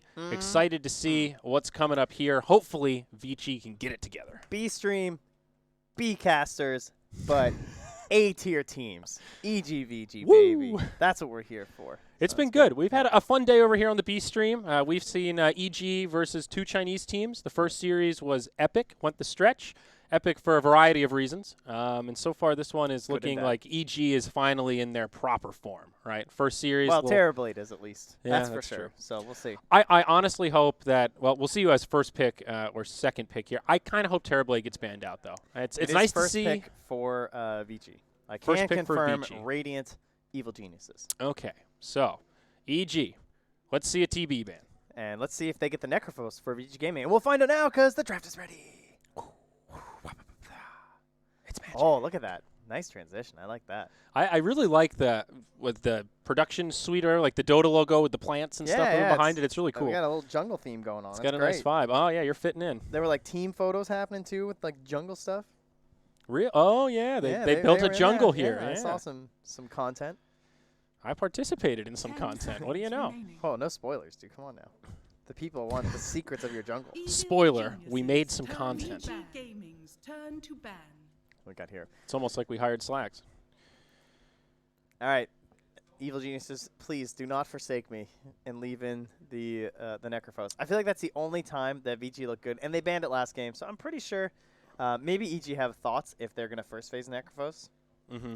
I could see that because they have a very confident, like they have great Mirana player in Sumail, they have a great Batrider player in S4, and then they have even just like the Luna for Arteezy, because I assume they know that the TB is going to get banned out. At least it seems to me it's going to be banned out in the first phase. So I feel like they could just instantly answer into a Necrophos. So we'll see. Is Luna basically only being played as a Necro counter, or is she still... She is a... We are played when PL, Morphling, and TB are banned. Oh, okay. That so is where we saw Luna. She's like the discount carry. They're Yeah. like, well, I guess if we have to, she could work, right? Yeah. Vici played it a couple times for Sylar, and I think EG did play it a few times as well. I feel like I saw an Luna. Whenever I hear Luna, I always think of the old like Luna Chen days. You know, the hey, we're just gonna death ball down, destroy your towers, and they played it twice at Hamburg. It looks like so, win and a loss. 5 seconds remaining. Evil Geniuses. And they banned the Morph instead, so maybe Vici. They banned the TB themselves. EG. Oh, why do you do it? It's the why Necro. do you do it, EG? All right, what's the answer? They know. Bulba knows. I am sure, but I swear this team is like a totally different team when Faye plays Necrophos. Like it has by far looked like their best strategy. So what you're Let saying me is see here. Necro is unabashedly broken. First phase picks here. 1, 2, 3. Oh, they actually got a 10th pick or a 9th pick in one of their games. They lost one game with Necrophos at Hamburg, and they won 5 of them. So 6, that's pretty 7, good. 8. That's pretty good. They did make it to the finals, though, so they did win the majority of their games. So that All right, stat is 7. slightly skewed by their win rate. Let's not. Well, I mean, yeah, but they also lost. Like, they had look at these losses when the Necrophos is being banned in the first phase. They're just losing games. okay. I'm just saying. I These gotcha. guys, they need this Necrophos. It is their crutch to victory, and EG has given it to them. Well, they will strike back with a Weaver. 10 seconds remaining. And Tiny's banned out this time. What was their opener 5 last time? It was the Weaver seconds TB. So Yes. are They they- did Weaver, TB, Bane, Underlord, Potom was the lineup in that order. I like the Bane here, actually, because I feel like that opens up for Mirana second phase if it's left in. It's just a solid hero. It's kind of okay against Necrophos because he just wants to, like, run into the middle of everything. Yeah. We've definitely seen these teams kind of prioritize the fly heroes in this second banning couplet. So if they want it, pretty much need to pick it now. It was banned out in Oh, this they could second pick the phase Shadow first Demon, game. yeah, as you said. Because that was banned out versus the Necrophos when Aster had it, and it is a really Ooh, good yeah. counter, and That's Fly true. likes it. Well, maybe they'll think about picking it up here. Shadow Demon Luna, dude, the old classic, huh? So many options. I mean, Shadow Demon Mirana too. Same reasoning. That's so. fair point. Yeah. Turn to pick. Ooh, the silencer. Okay. Well, definitely a different angle. It's Are we pretty confident this will be a 5 silencer? Yes, 1,000%. 1,000%. 1,000%. Wow. Okay. Okay, realistically, 99.9%. There is a chance they That's- court, but it is 99.999999. I don't think Core That's how Silencer is deep it very goes. good. It's pretty bad. No, some teams tried it. Didn't go too well. Yeah. I don't think I've seen a Core 5 Silencer look good seconds in remaining. years. Well, ever. Literal years. How about, like G used to play it. Yeah. He used to cast CIS Dota. He's made it look good in a couple of games. You could probably dig up a replay or two. But now the Ogre. Surprise, surprise. You know, I'm just noticing, isn't that the belt that didn't DY have 0 cosmetics, I'm pretty sure? That's just the default belt. So You're how right. to upgrade everyone's cosmetics where he literally had 0. Wow. Come DY, on, dude, you gotta Ogre up even your has like a game. cool immortal now. There's Ogre no has some excuse. sick items. He really Yeah, does. He looks awesome. Pretty much everybody has sick 5 items at this seconds point. There aren't too many heroes left without some sort of awesome cosmetics. Yeah, everyone's getting in there for the most part. You know, Grimstroke releasing without items. Valve, bold move. No Arcana this time. Don't I talk was to me about pretty Grimstroke. surprised. Yeah, he's a rough one. I hate that hero. I'm glad he's not in Turn here to yet. ban. Yeah, I'm not looking forward to that day. Man, Vici again focusing on that ban there. Okay, taking out the Magnus. Saw him 6th banned by Vici in the last match. Vici Gaming. And there's that Turn Blood to Seeker ban. again. He must be popping up in the scrims or something, because he's getting banned out in several of these matches where it's not like necessarily amazing Bloodseeker games. I mean, it's Yeah. good against the Weaver, so maybe that's. I think that's why it was banned both times, then I guess, but it still wasn't very common overall Uh-huh. as of late. So, and when we saw Weaver last time, Crit support. that was the crit Weaver. I 10 guess this seconds time remaining. open-ended. Yep, could be either, and that was what happened last time. By the way, Drow's still 5 in, seconds remaining. Ooh. so Vici have to be a little bit cautious here, because when you sneak through. Drow Weaver is not something you want to play against if you can Yeah. avoid it. Well, That's- it could be Drow and then also the mid Mirana for Sumail, or potentially mid whatever. Yeah. Yeah, you're making a good point here. Evil Necrophos is definitely a hero that geniuses can fight on the turn to earlier ban. end, though. But EG have been very consistent with their Drow picks. I feel like it's something they want to keep as a big threat Mhm. that they have. They want to say you need to first phase ban this against us, or we're going to run you over. So we'll see. They ended up losing a game to Secret, and then they left the Drow in the whole time the next game, and EG didn't go back for it. So it's kind of a telling sign that EG may have lost a 10 little bit of confidence in it, seconds remaining. and this would be another one if they don't go back for it. I would be a little surprised. 5 seconds remaining. Thinking about their 5th ban now.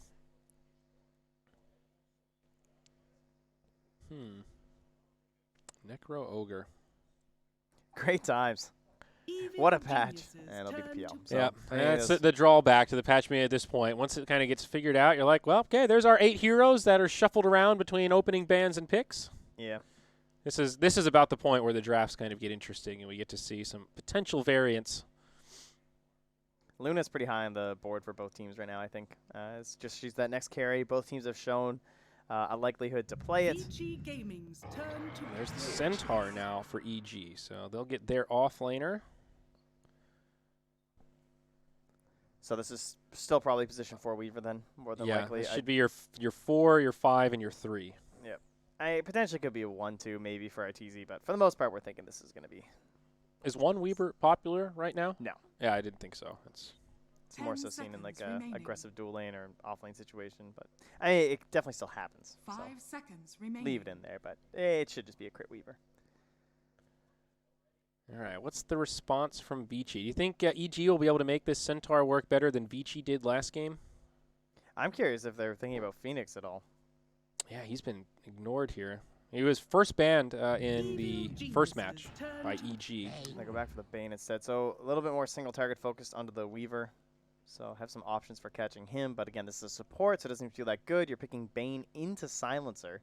So instant cancel on that if you're trying to make some global plays happen. That's true. I was thinking more just lane dominance, though. Ogre, Bane, some pretty incredible lane supports. They coming into the grand finals at Hamburg, that was the big difference, is that Vici were still picking 2 heavy lane supports, whereas Secret were the team that were kind of dumpstering the meta by picking these like position 5 Legion Commander and position 4 like Centaur or something stupid like that. They were just picking core heroes that were beefy and playing as the 2 supports, and it seemed super greedy, but it was working.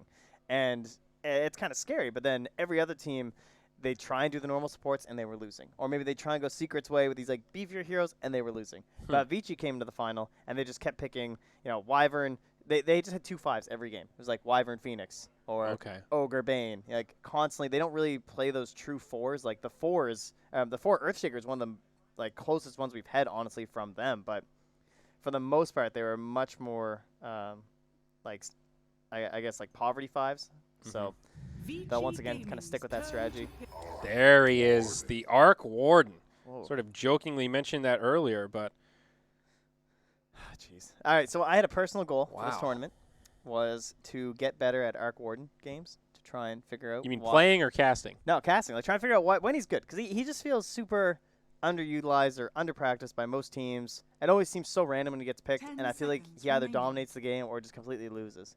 So I feel like, I mean, not just myself, but most teams have a pretty poor grasp, because obviously most teams just never pick him.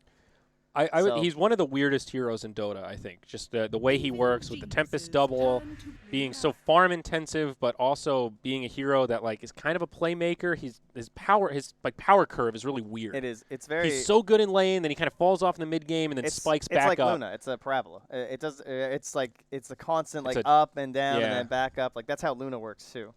As you're really good in the laning stage, and then you got to go back and farm a little bit, and then you're super high powerhouse. 10 seconds yeah, remaining. That's a pretty good analogy. I guess Arc Warden just farms so damn fast. 5 seconds remaining. What's the go-to build? Is it like Midas Necro?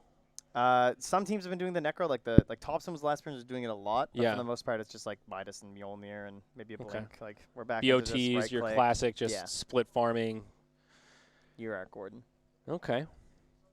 Not a fun hero to lane against, though. And that, like, 1v1 kind of environment in the mid lane, it's pretty brutal.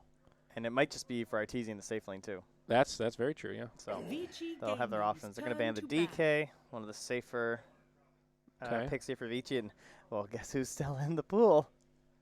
She's there. Oh, do you want to see another Lena game? Oh, you're talking about Lena. Can I interest you in some Lena Dota? Yeah. I hope so, because I don't see what else they would pick. Yeah, she definitely matches up pretty okay against the Arc Warden. I've seen that match a number of 10 times. seconds remaining. Assuming it's mid, of course. 5 seconds remaining. What a time. So after the Lena gets picked, EG, they can either send the Arc Warden mid,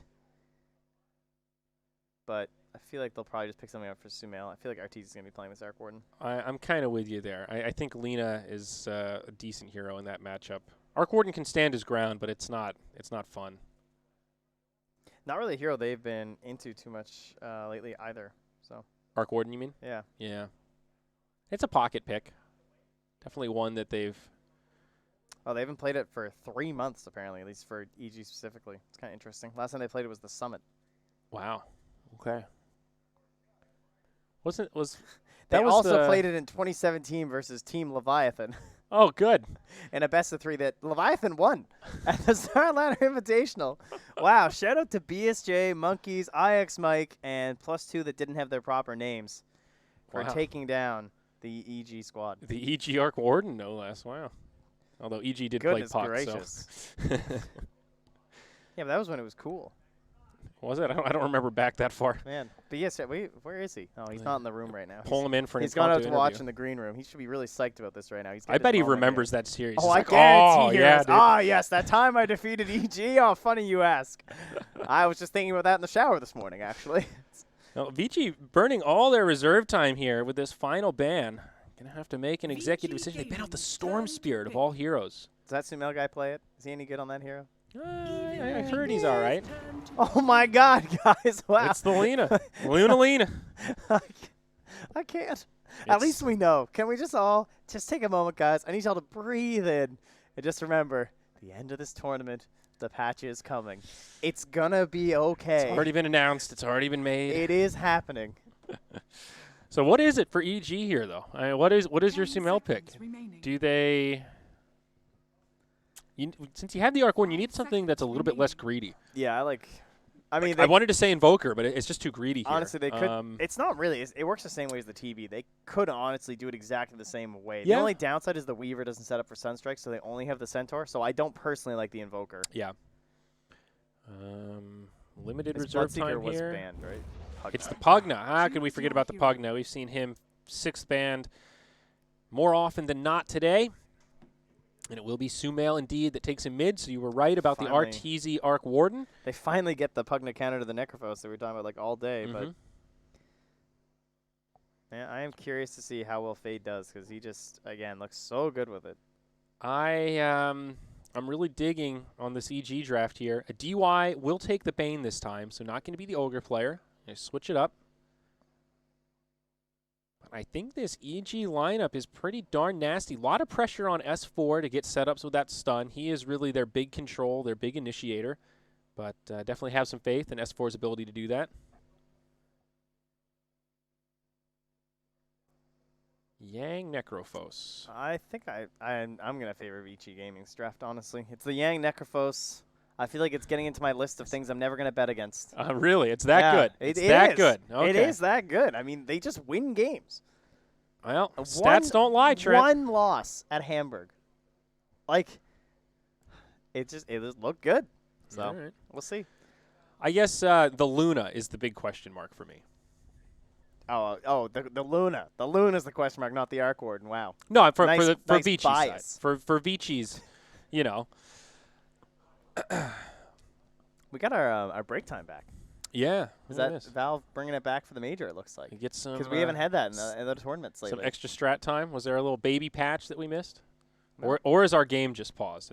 No, we've been having this every game. They've been having this extra time. We're back to the TI life. I like it. I know. Don't you remember what it was like at TI when this kept happening every game? Yeah. Oh, that's savage. that was mean. I do remember, though. I was there in the audience. No, I don't know. I mean, as a spectator, you almost forgot about it because you got blasted by the BSJ Grant Nahaz. I thought you were just going to stop with you because you got blasted. Like, I was smashed watching those games. No, you got blasted by the Nahaz BSJ Grant knowledge bomb. That's true. It was very distracting. So you really, honestly, as a spectator, you didn't notice it. Yeah, you didn't even think about, wow, there's a lot of strategy time here. It's different when you're just staring at the draft like, so. And there's this man just screaming at any you additional on the thoughts about Arc Warden? We've got another 30 seconds here. Doing some dances. Okay. I'm excited to see this silencer. I want to see this silencer win just so I can rub it in your face. Okay. I mean, I doubt it. I don't know. I don't know why I hate this hero so much. I don't think silencer's that bad. He's definitely situational. He's made of paper. He doesn't bring a lot of control, but he's got so much utility. He just got overpicked. I feel like that it's partially my hate for him. That's fair. I'm with you there. It's like a radio station when you hear that same Miley Cyrus song over and over. I don't hate Miley, but I just can't listen to it anymore. Yeah. It only works if it's T-Swift, you know. Yeah. I mean, T-Baby I can listen to all day. It's fine, but yeah, I'm out on Miley. Harsh criticism here at the Kuala Lumpur Major. The Yang Necrophos. You've hyped this thing up, though. I hope it lives up to the potential. I hope he dies like 6 times in lane. Just GG. Are we actually going to see a fight over the bounty rune, though, here, Trent? This is a change of pace. Paparazzi, the one in the front line. They're trying to get this damage got out onto Lunar the Weaver, blessing. and oh my God, Crit just gets evaporated. Fly got the rune at the very least. Well, So that's they're looking for 3. good. They're probably going to be able to get this other one here, but Vici are in hot pursuit. That Lunar Blessing, man, it makes a big difference. Another stun, S4 getting pretty low. They'll bring him down. That's 2 kills for Vici. Crit, though, he TP's in, maybe looking for a counter kill, some vengeance. Not going to have the damage, though. Great start for Vici.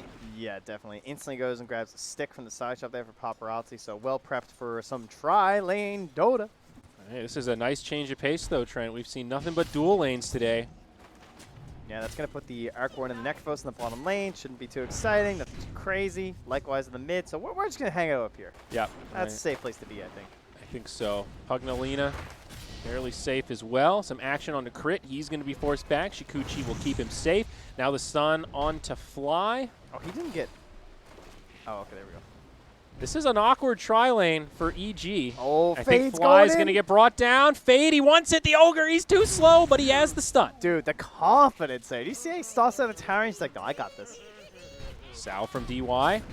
Vici continuing to dominate. They've definitely got the better tri-lane. Ogre, Bane, Luna, very especially nasty. level 1. Like, Lunar Blessing, Ogre. Oh, that sentry! He's dead. Yep. Silencer, Weaver, definitely not your dream support duo in a try-on-try scenario. Pretty light on stuns. Silencer, Hey, man, I didn't say a tri-lane was his way to shine, especially with a Weaver. I mean, they just don't have anything. Even S4 save now. him, Silencer, save Run! him. Oh, no, I'm already eating my words. Curse you, Silencer. Well, This- he curses them. Yeah, I mean, this really is an awful tri-lane. Like, how does EG salvage this? Do you abandon and try to rotate and just let the Centaur leech? I mean, what? I don't think you can go head-to-head now. It's 5-0. You already lost the lane. I'll figure it out. Sick analysis. Okay. Well, I mean, what else can you do? What's what I'm asking you that question right now. Okay, I well, don't- the answer is nothing. You just keep You just- ramming your head into the wall here, and then Arteezy gets a solo kill on Yang. Okay, well, that's definitely something. But wait, back up top. Wait, it's just EG running from Vici here. Lunar Blessing is also god tier in this situation. Yeah. It's the perfect spell. But, I mean, like, they have to run out of resources, right? Like, they committed a lot. So this Ogre is back there. He's the pull. He's to restabilize the lane. The Bane's running low on mana. So even with all these deaths, you do keep coming back with, like, full mana and everything. Fly's going to cancel that pull. So not all they'll bad. stabilize up top. It's true.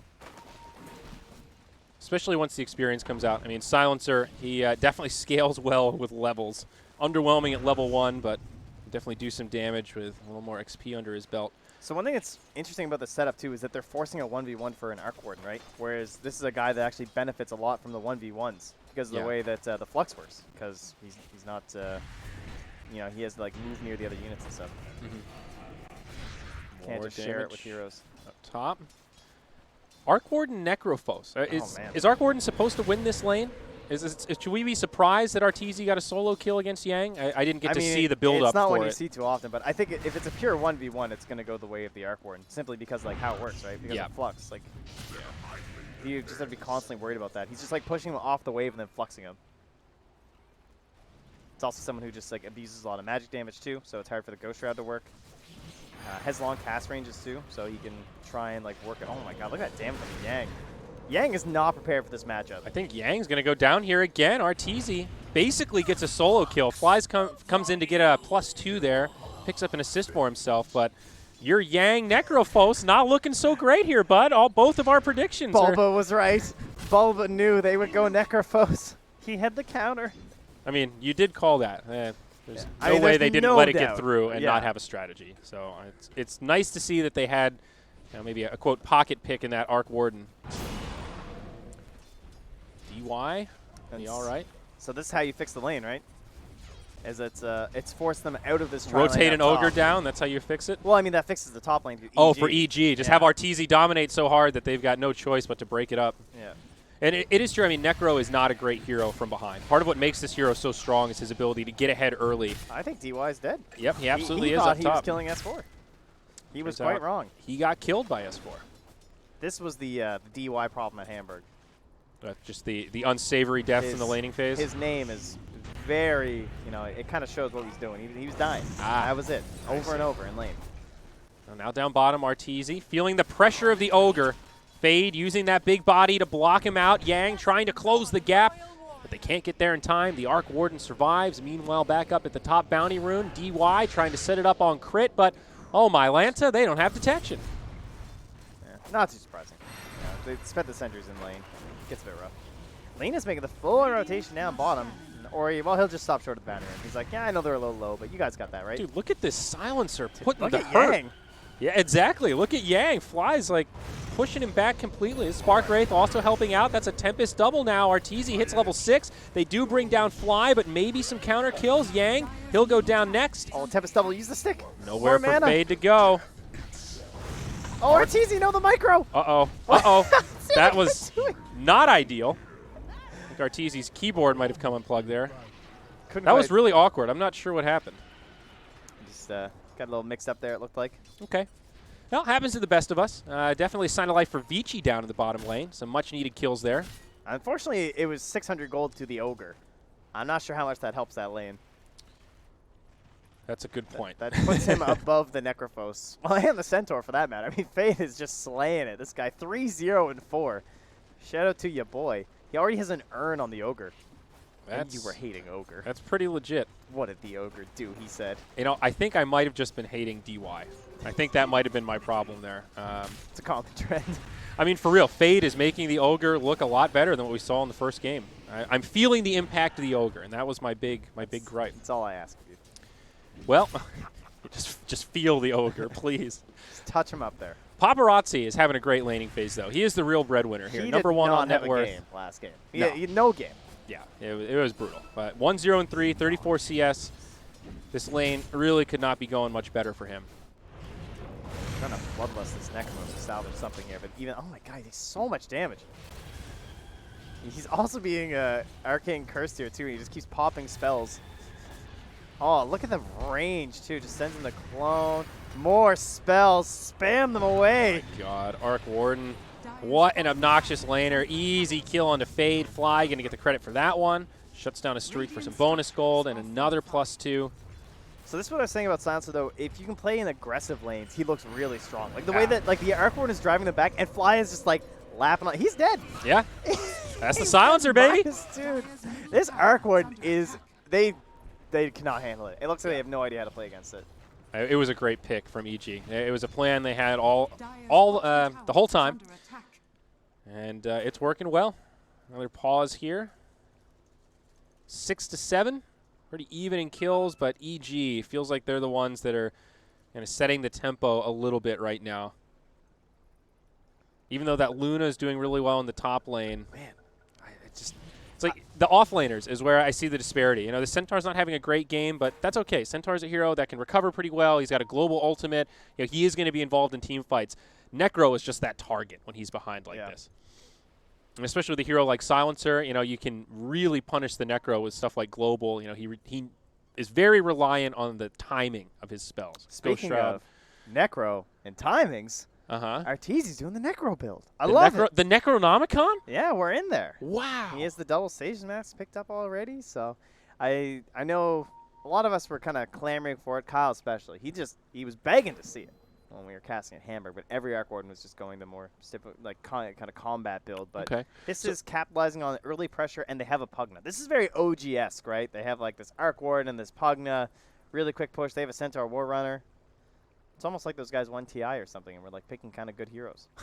Yeah. That's weird. Funny how that works, huh?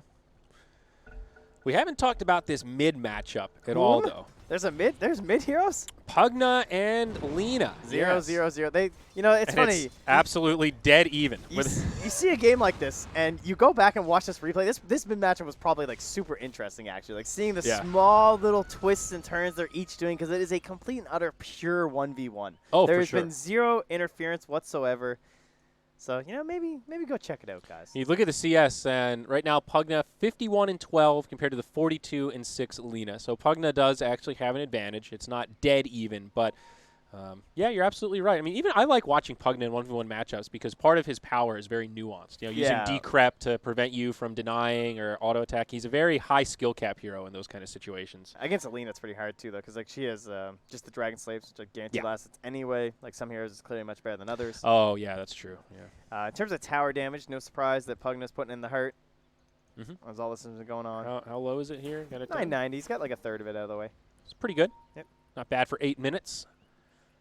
So we're having some minor lag issues here. And I'm going to try again. Hopefully they've been resolved.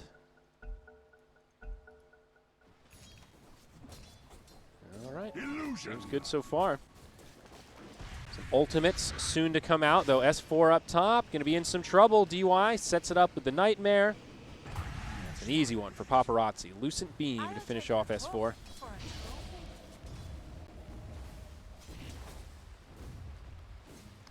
Still have not returned bottoms.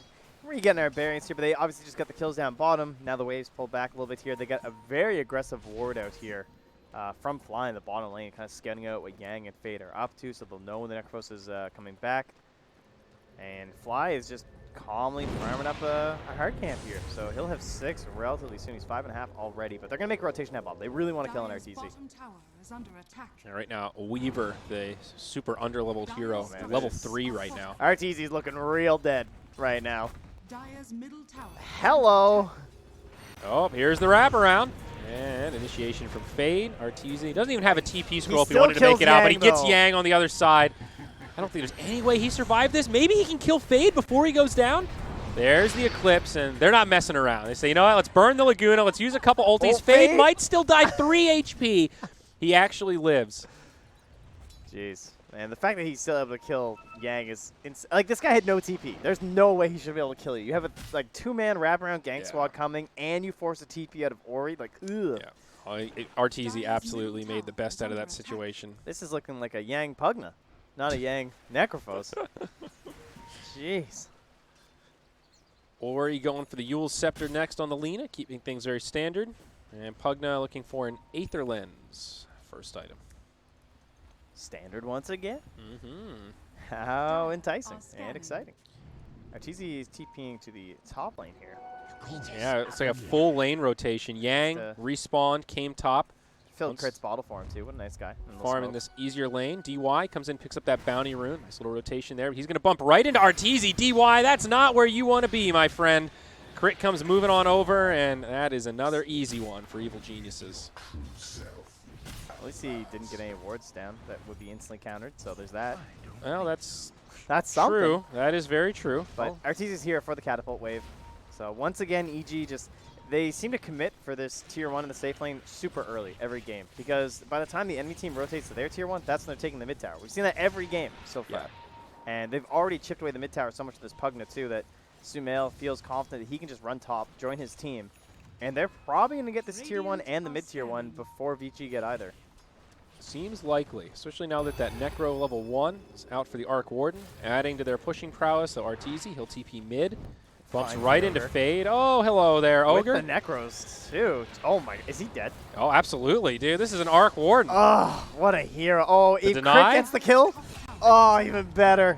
Beautiful. All the experience in gold to a support Weaver. That's the real dream right That's there. a feed right there. I mean, a clone Arc Warden coming in, getting the kill, that really hurts. Yeah. And he's still going to get this tower. He still has the catapult. S4 is holding the wave. And Fly, he's been resorted to going to the trees and just TPing away because he knows the pressure's coming. But again, 1 also goes down. They did it. They traded 2 for 1. And there's still some time here before VG actually claim this bottom tower. Yeah. No glyph available for EG, so tough to try to make a rotation and defend. Instead, it looks like they'll keep pressuring up top. They've still got this siege creep. They've got the Pugna up here with a haste rune in the bottle. Another blast will start coming out. Ori, first one to make the rotation, but they're just going to dive past. Stampede used. They want this Lina, and they will find it. S4 tanks the Laguna Blade. Not going to be enough for a kill. Fade forced to walk away. Like, they wanted to secure that tower down bottom. Well, Paparazzi uses the Eclipse. That'll give him an easy kill onto the Centaur. Any more cleanup coming out from Vici. RTZ on the run, tanking some tower shots. Maybe a turn onto Ogre. Decrep into the Q from Pugna. It's a lot of damage. Fade does survive, but Yeah, Sumail had the ulti, but she's a little bit wary about getting stunned up after. Nice grip. it's interrupted. There's that global, but crit brought down by the Reaper's Scythe. There's still a victory for Vici. All right, OTZ, can you save them? 10 seconds. So they're going to try and fight this together. Oh, Paparazzi pretty low. DY low as well. Paparazzi goes down immediately. Arteezy's Oh, the heals! still alive. Are they actually going to be able to do this? Now Yang getting low. The boys! Oh. Fly comes in to help grab the last bit. Sumail, he survives. Even through that urn with the wand. Wow. He's going to live. 14 HP. Oh, my. Oh, Yeah, my pretty goodness. disastrous for Vici Gaming there. A nice tip onto Sumail. Fly getting some extra int out of that as well. He's +8. That was almost 4K damage from Sumail right there. But between dropping down the Nether Ward as they're like diving in there, Arteezy making the clone, dropping a couple more Necros out there.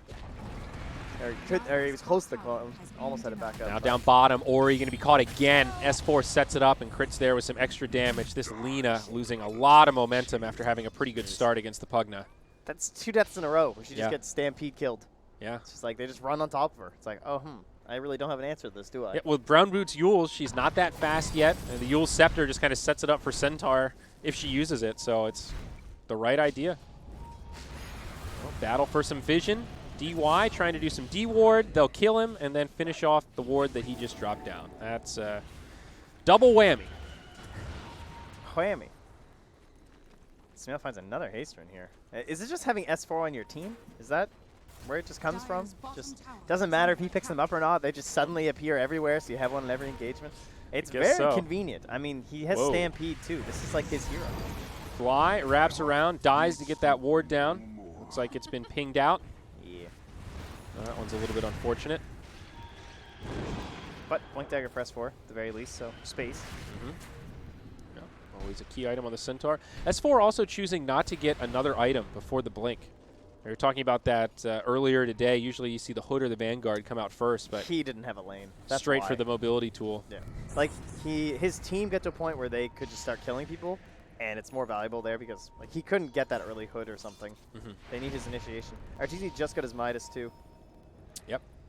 Ori scouted out by Crit. Could be yet another setup. The bugs fly through Eul's Scepter, but a great global stops the combo from Lina. Now she doesn't have a Eul's to get rid of it herself. Crit trying to finish him off under the tower and will not be successful. Ori actually tanks it and brings him down. Now Sumail gets killed by the Reaper's Scythe. However, they do get the counter kill into DY, and Yang going to be hard-pressed to survive this one. He is regenning up quite a bit, but they're going to chase him down, and the right clicks will be superior. Still not a bad fight for Vici. 2 for 3. However, a triple kill for Arteezy. Crit was really close to getting off that time lapse too. Yeah. Almost able to spot. I thought he actually got it off. But Me too at first, yeah, but it just looked too like much it. damage. It was a really close one. So Luna just gets right back to farming. It's kind of okay. It's no real gold shift whatsoever. It's like a 50 gold change for the sake of Vici, but pretty much nothing. Oh, is there Stampede up here? Oh, they don't even need it. They'll just blink on top of the Lina. So Ori fuels up in the air. Again, not going to be able to survive this one. Ori -2. having a pretty rough game now that the lanes have broken down. Seems like he's been that target that EG are punishing over and over. How much inch are we up to? It's 14 on the silencer at 16 minutes. That's pretty damn good. Yeah, no, Fly's having a really good game actually, and like the impact of the global definitely saved. That's what created that whole fight up top with Sumail and Arteezy. That whole chase down in the trees was only because they had the global cancel. I mean, I don't know how much that's on silencer's part, or if that's VG picking Bane into it, but either way, I'll allow it. Look at what Crit's doing. He's got an urn. He's got a Spirit Vessel coming. Yeah, he knows. It's a good game this time. Last game it was a good game for the Medallion. He's no fool. Great game for the Spirit Vessel here. Yeah, Necrophos. Even just a Luna with the Mask Madness. Yeah, that's true Not actually. too bad. Ogre also getting a Spirit Vessel. Things slowing down a little bit. Arteezy now has the Maelstrom coming out, so that core kit on the Arc Warden really coming online. I think Boots of Travel probably up next. Yeah, it's interesting how this Necro 1 has been buffed enough that people feel confident just chilling with the Necro 1 is a really good farming item. It's basically a second Midas. That's an interesting way to look at it. I mean, it basically, like, you just shove it down waves. It helps you take towers. It helps a lot in team fights, of course, but No, you're right. It's It's just good like a hybrid economy. tool, though. It's not just for fighting. It's pushing, it's farming, it's everything. You can clear out the jungle super fast with it. it's just a lot different than it used to be. It's like now the cooldown's 80-some and lasts for 60. It's great. Dire's middle Yeah, you're definitely tower right. has There's a fallen. pretty long window where you'd see Necro books picked up just as a means to an end to get to Necro 3. It was The old like you wouldn't even Beastmaster pop days. it. You wouldn't even Yeah. use the Necro before. There'd be like 2 recipes flying out to you on the courier, so you just trying to hold Well, remember, it. there was a long window there where it felt like Necro was underwhelming because of how much golden experience it gave away when they killed the units. So it always felt like don't use it unless you know you're going to kill something. It Because still is pretty bad, honestly. yeah, but now it's been buffed the other way to kind of compensate. I Yeah. think for a long time it was just That's true. it was good underpowered. It was just an underpowered item. Which is fine because there was a good window there where it was a broken item and we all got pretty sick of that. So The old limit on Necros. initiation again. DY walks uphill straight into him, but Paparazzi with a BKB Eclipse Arteezy's isn't going to running. be enough Oh, damage. hello. Arteezy makes it to the Necro, trying to run back the other way, but he will still go down. The Tempest double, doing a little bit of damage. Globals come out. S4 with a great stomp onto 2. Fade very low. They're going to be able to finish him off, but can they get more? The rest of Vici starting to split their way. Necro kind of left behind. The decrep, the right clicks, it's just too much. A 1 for 3. Man, that looks so good. And maybe a 1 for 4, or he gets left behind. It's like you instantly kill the Arc Ward and you think, oh, we can fight. Like, they're down a hero, but they just hold that high ground position. The great stomp coming out from S4. And Well, and his Tempest double was still up, so Yeah, it was sort it of like still they did didn't tons of really kill a damage. hero. it did like as much damage as Sumail in that engagement. And now they're pushing Dire's forward middle onto the tower tier is 3. under attack. Not really much of a response for Vici. I mean, they do have 2 buybacks on the Necro and Lina. You really don't want to use them at this stage of the game, but at the same time, you don't want to just hand this tier 3 over for free. EG are going to sit should back and just let Sumail slowly chip it down. Yeah, there's not enough resources left, though. Like, S4 has 1 stomp. Not really worth going in on that. Sumail trying to save the Nether Ward here, but unfortunately does hand it over. It's an 80 gold bounty for Vici. A little something. And now EG just come right down to that bottom lane. Necro's pretty freshly popped here. He's right into the wave. Has the Midas going. Gonna keep the mid. Nope, nope. Gonna keep his phone. Paparazzi looking for a Dragon Lance Dire's now. bottom tower is under attack. Pretty good BKB debut, though, for the Luna. That was her 10-second BKB charge. Yeah, could have been a little better. Maybe like winning the fight would be good. Right, but I mean, That like would be the nice. setup though looked good. Is kind of Yeah. what I mean. It's true. They're gonna smoke up here. So they were all down bottom, shadowing Arteezy. He took the tier 1. They're gonna smoke through the mid, heading in towards Roche. They don't want to put too much pressure on that bottom side of the map. Likely a little worried that they could be doing something in this pit, but they'll scout it out with the Spark Wraith, Dire are scanning. and they're on the hunt. The Veil of Discord also up on Pugna. Really scary item on him. They've Dire's already got bottom so tower much is magical under burst, attack. and now it's They 25% have stronger. Stampede here too, so if their smoke pops, they're fully ready to go in here. Oh, and they back up. S4 blinks defensively, but Vici still charging in. They're going to bring down the Nether Ward. Almost. Decrep comes out just in time, but it will still fall. And with the catapult, they can take that tier 1. Spoke now picked up Dire's from bottom Fly, tower but is under Arteezy has a catapult in the mid. Radiant structures are So he's putting some fortified. pressure on with the clone. See if they can make them answer. And they're going to go for the bottom tower at the same time, too. So they're trying to put the squeeze on VG. Radiant's top tower Once is again, fallen. make some orange juice here. Pull him away from that Roche pit. Mjolnir. Usually Mjolnir done. Going Oh, for the that- Mjolnir before the BOTs. This item is, yeah, that seems to be the play these days. It's so gross, honestly. Like having 2 of the static shields, Yeah, it's a good point. static charge. It's pretty ridiculous. Gotta get my nomenclature correct here. And there goes tier 3. Middle tower. All right, just like that. I mean, that's kind of the power of the Pugna. You can slow siege like this, and Vici just don't seem prepared to deal with this. Arteezy with the Tempest double, charging it forward, and they've got no choice but to try and kill it. Being a complete nuisance with that magnetic field. They don't even need to finish off the barracks here necessarily for this to be a victory. Eclipse has already been used. There's the Stampede defensively. Silencer caught by the Fiend's Grip. That's the target you want to grab. No global to stop it. But They the hold melee the barracks, tower. Oh, the Necro. they might not. The catapult. The catapult's going to do it. Cardi for the win. They denied again. Paparazzi 2 for 2 for their own melee barracks mid in this series. What this guy he loves it.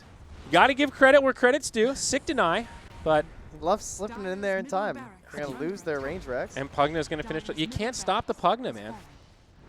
Blink Dagger now up on Sumail. Yeah, could maybe think about going for the Ags, but instead felt like that would be the better choice for him this game. So just being nice and mobile. Capitalizing on something that they're already very far ahead of compared to VG just because of the nature of the Centaur War Runner, honestly. And now into another tier 2. Dire's bottom tower is Yes, under sir. attack. I'm kind of surprised it's only a 3K net worth lead for EG. It feels like more. Really feels like they're does. controlling I mean, this. all these towers are just like left out on the map. Yeah. Dire's bottom You know, Largely, lane that's a barracks. last hit disparity, right? 3 of the top 4 belong to the side of VG Gaming, Yeah. despite all the kills me going Radiant's way. As well as just like the slow start of the Centaur War Runner. Like, he still just has Blink and Hood, despite like how much it feels like they've been kind of controlling the game, just because he started off so slow in the lane.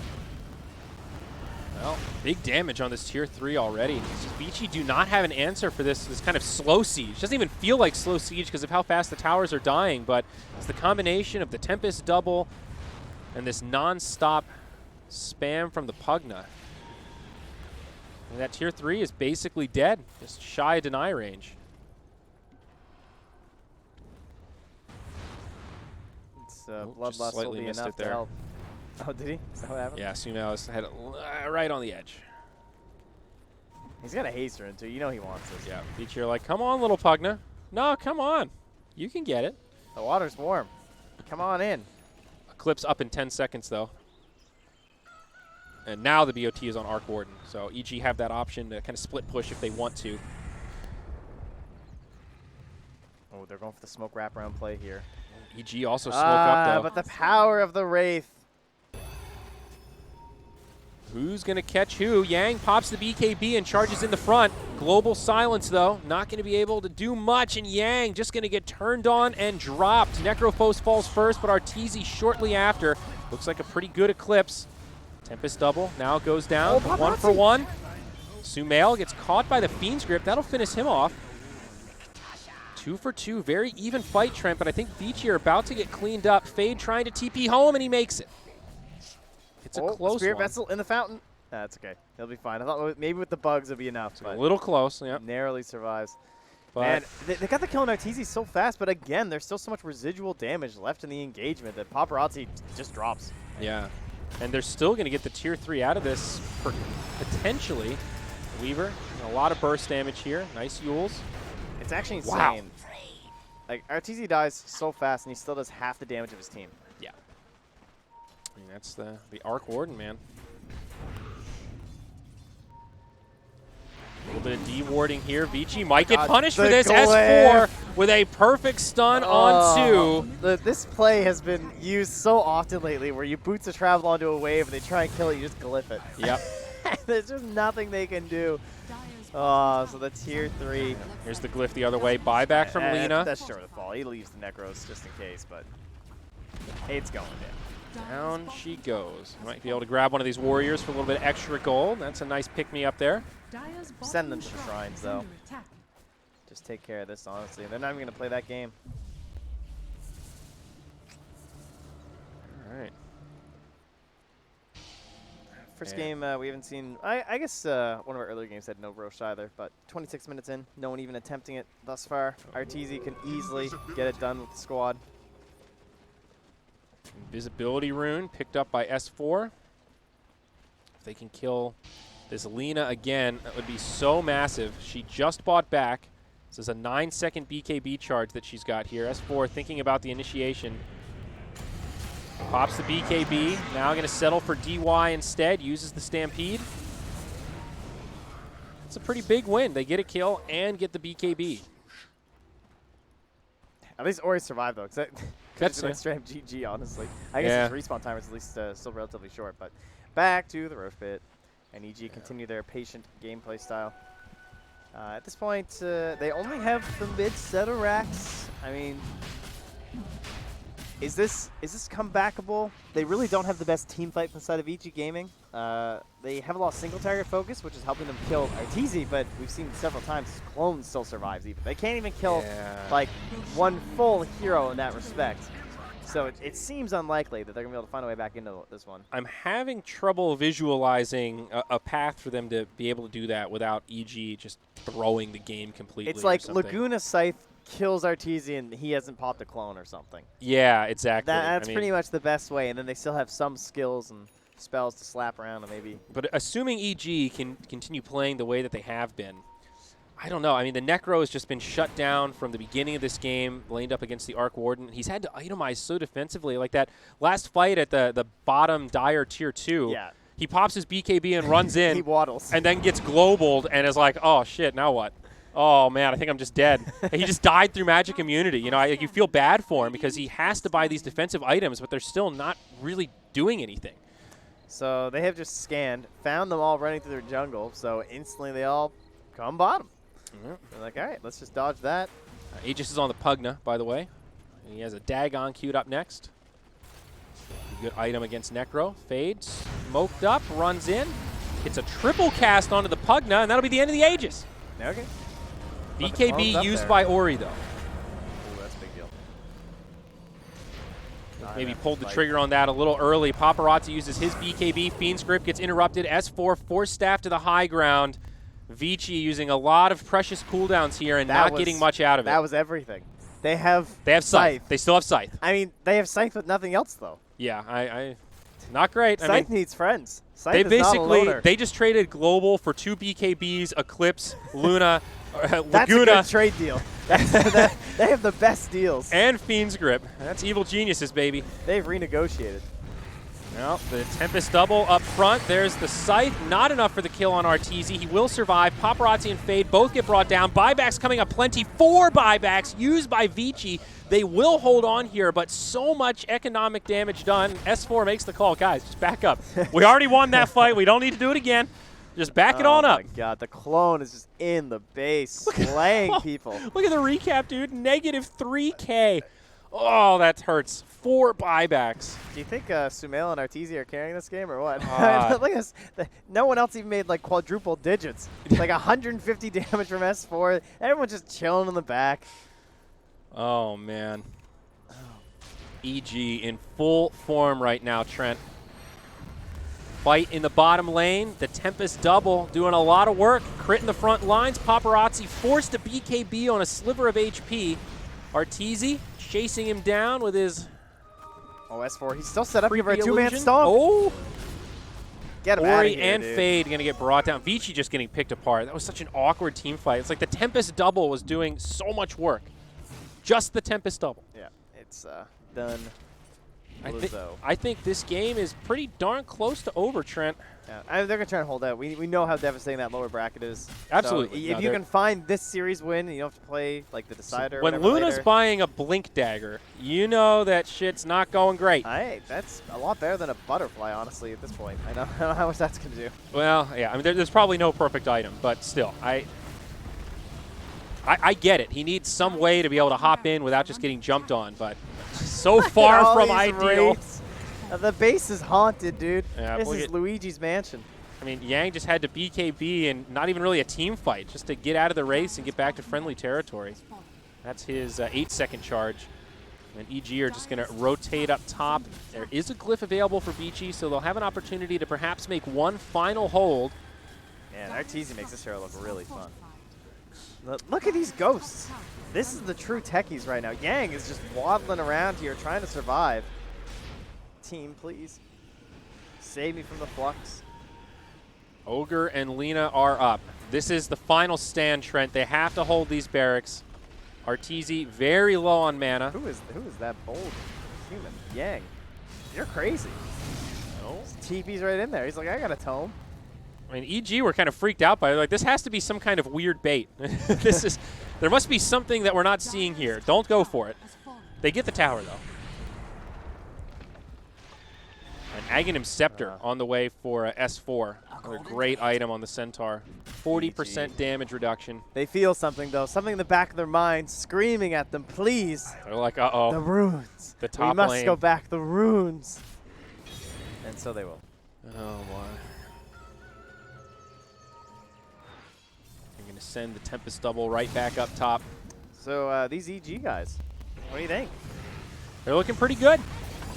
Is Manta? Is no. this going to be? Oh, no. Oh, Fade, please. Okay. Phew. I got real nervous there for a hot second. It used to be like Slark was one of the true worst feelings when you're playing support, but I think Arc Warden, since being introduced to Dota, has replaced that. Like when you just get killed by the clone, yeah, that really hurts. I think so. It's partially because Slark has been kind of irrelevant for a pretty long time now, so he's just gone. not that same force. You know, you have like 5 pub games in a row when you're playing position 5, and you're like, ah. But I'm with you, dude. The clone, it's infuriating because you know how little effort it is from him. He just like TPs the thing across the map and kills you. Well, Necro in the front blink. lines. Paparazzi isn't going to work for him, though. He pops his BKB, and he just gets obliterated through the Magic immunity. Yang also hit GG, gets called immediately. Yeah. They know it's over. No buybacks. It was a noble effort. The Blink Dagger on Luna, like we said, there wasn't really an item he could have bought that would have been markedly better, but can't be a good feeling to blink in like that and just get ripped apart. They knew it was over. That's not great. I'm quite sure. So. Ooh, brutal series for Vici here. That was all EG all day. Really not a moment in this series where it looked like they were even nervous about it. Just complete control, absolute domination. EG, they came prepared. Talked about the fade. Necrophos, I think it was pretty clear how much focus there was in that game. Felt like he had no lane that would look very good to go to. The Arc Warden was... Whew, I feel like they knew that matchup was going to be so ridiculously one-sided. We've definitely identified an effective 1v1 counter against the Necrophos. I'd like to go back and watch that game because we saw, just watch that lane rather. Yeah. You know, we were looking at the other lanes so much. Arteezy did get a solo kill on him at level 3, I think. Yeah.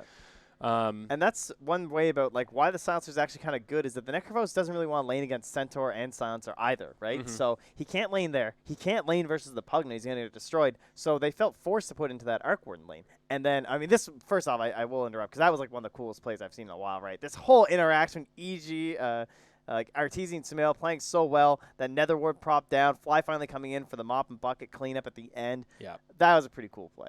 Oh, super clutch. But anyway, highlight so far. They forced that tri lane up top. They create that 1v1 that just got Arteezy snowballing so hard. Remember, it was 5-0 very quickly in this game. Yeah, that and top tri lane was good. As disastrous as it gets. Yeah.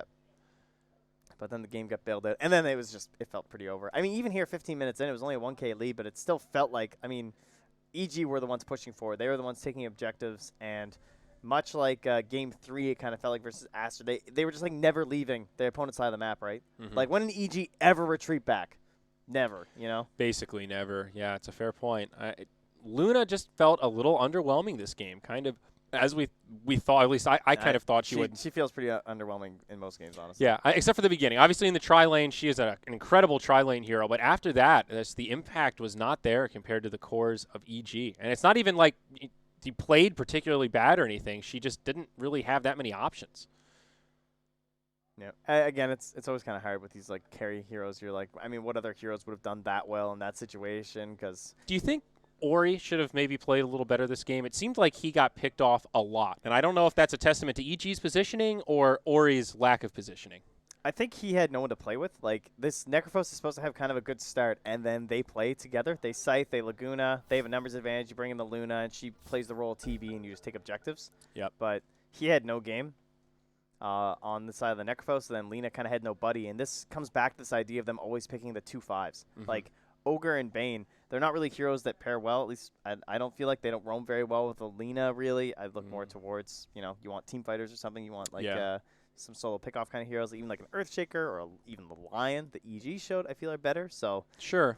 It just felt like the lane was a wash mid for the most part, right? Slight CS advantage for the Pugna. That first rotation was underwhelming. Rotated bottom, they kind of disengaged, I think, that first Lena rotation dodged, bottom. Fly rotated. Right. They used the Pugna took mid, Arc Warden took top. So that was really the first misstep. And then after that, Ori died 3 times in a row. And at that point, Lena went from having an okay start to basically not really having a game. So tough decision-making for Ori there, but they just predicted his movements and played around what he wanted to do so effectively. Yeah, it helps with the Stampede, too, because several times they just dodged out situations that he was trying to get aggressive, and they also just Stampede on top of him and killed him 3 times in a row. And his whole mid-game was a wash. That's a good point. You can't really fault him when there's 3 heroes and they stampede. What are you supposed to do? Yeah. You can't Yules yourself. You're just going to die anyway. You Yules one of them, the other 2 are going to kill you. It's a tough equation. It's hard when you have no counter initiation too from Vici. Like if a fight Yeah. starts and it's a bad turn, they have no hero that can like panic button. There's no Phoenix or Wyvern or anything like that. Mhm. It's just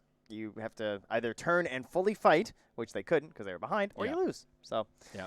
But so that's the end of our, All our right. series. Well, EG, That was a lot congratulations to them. Yeah, they make it to the upper bracket, so EG will be starting in the best of 3s now. We're going to have 2 more best of 3 series coming up on the Beat stream. We're going to have 2 new casters. We're doing a rotation switch after this, and I think the Owen and Fogged, I the believe. lower is up next. So the next Yes. one is going to be for pretty big decider. Loser Yep. will be in the lower bracket. So Winner that'll will be play TNC the decider. and Aster, right? Correct. Our first Yes. series losers. Yes. So So stick around. OD and Fog to be joining you here. We'll see you guys tomorrow for more group stage action.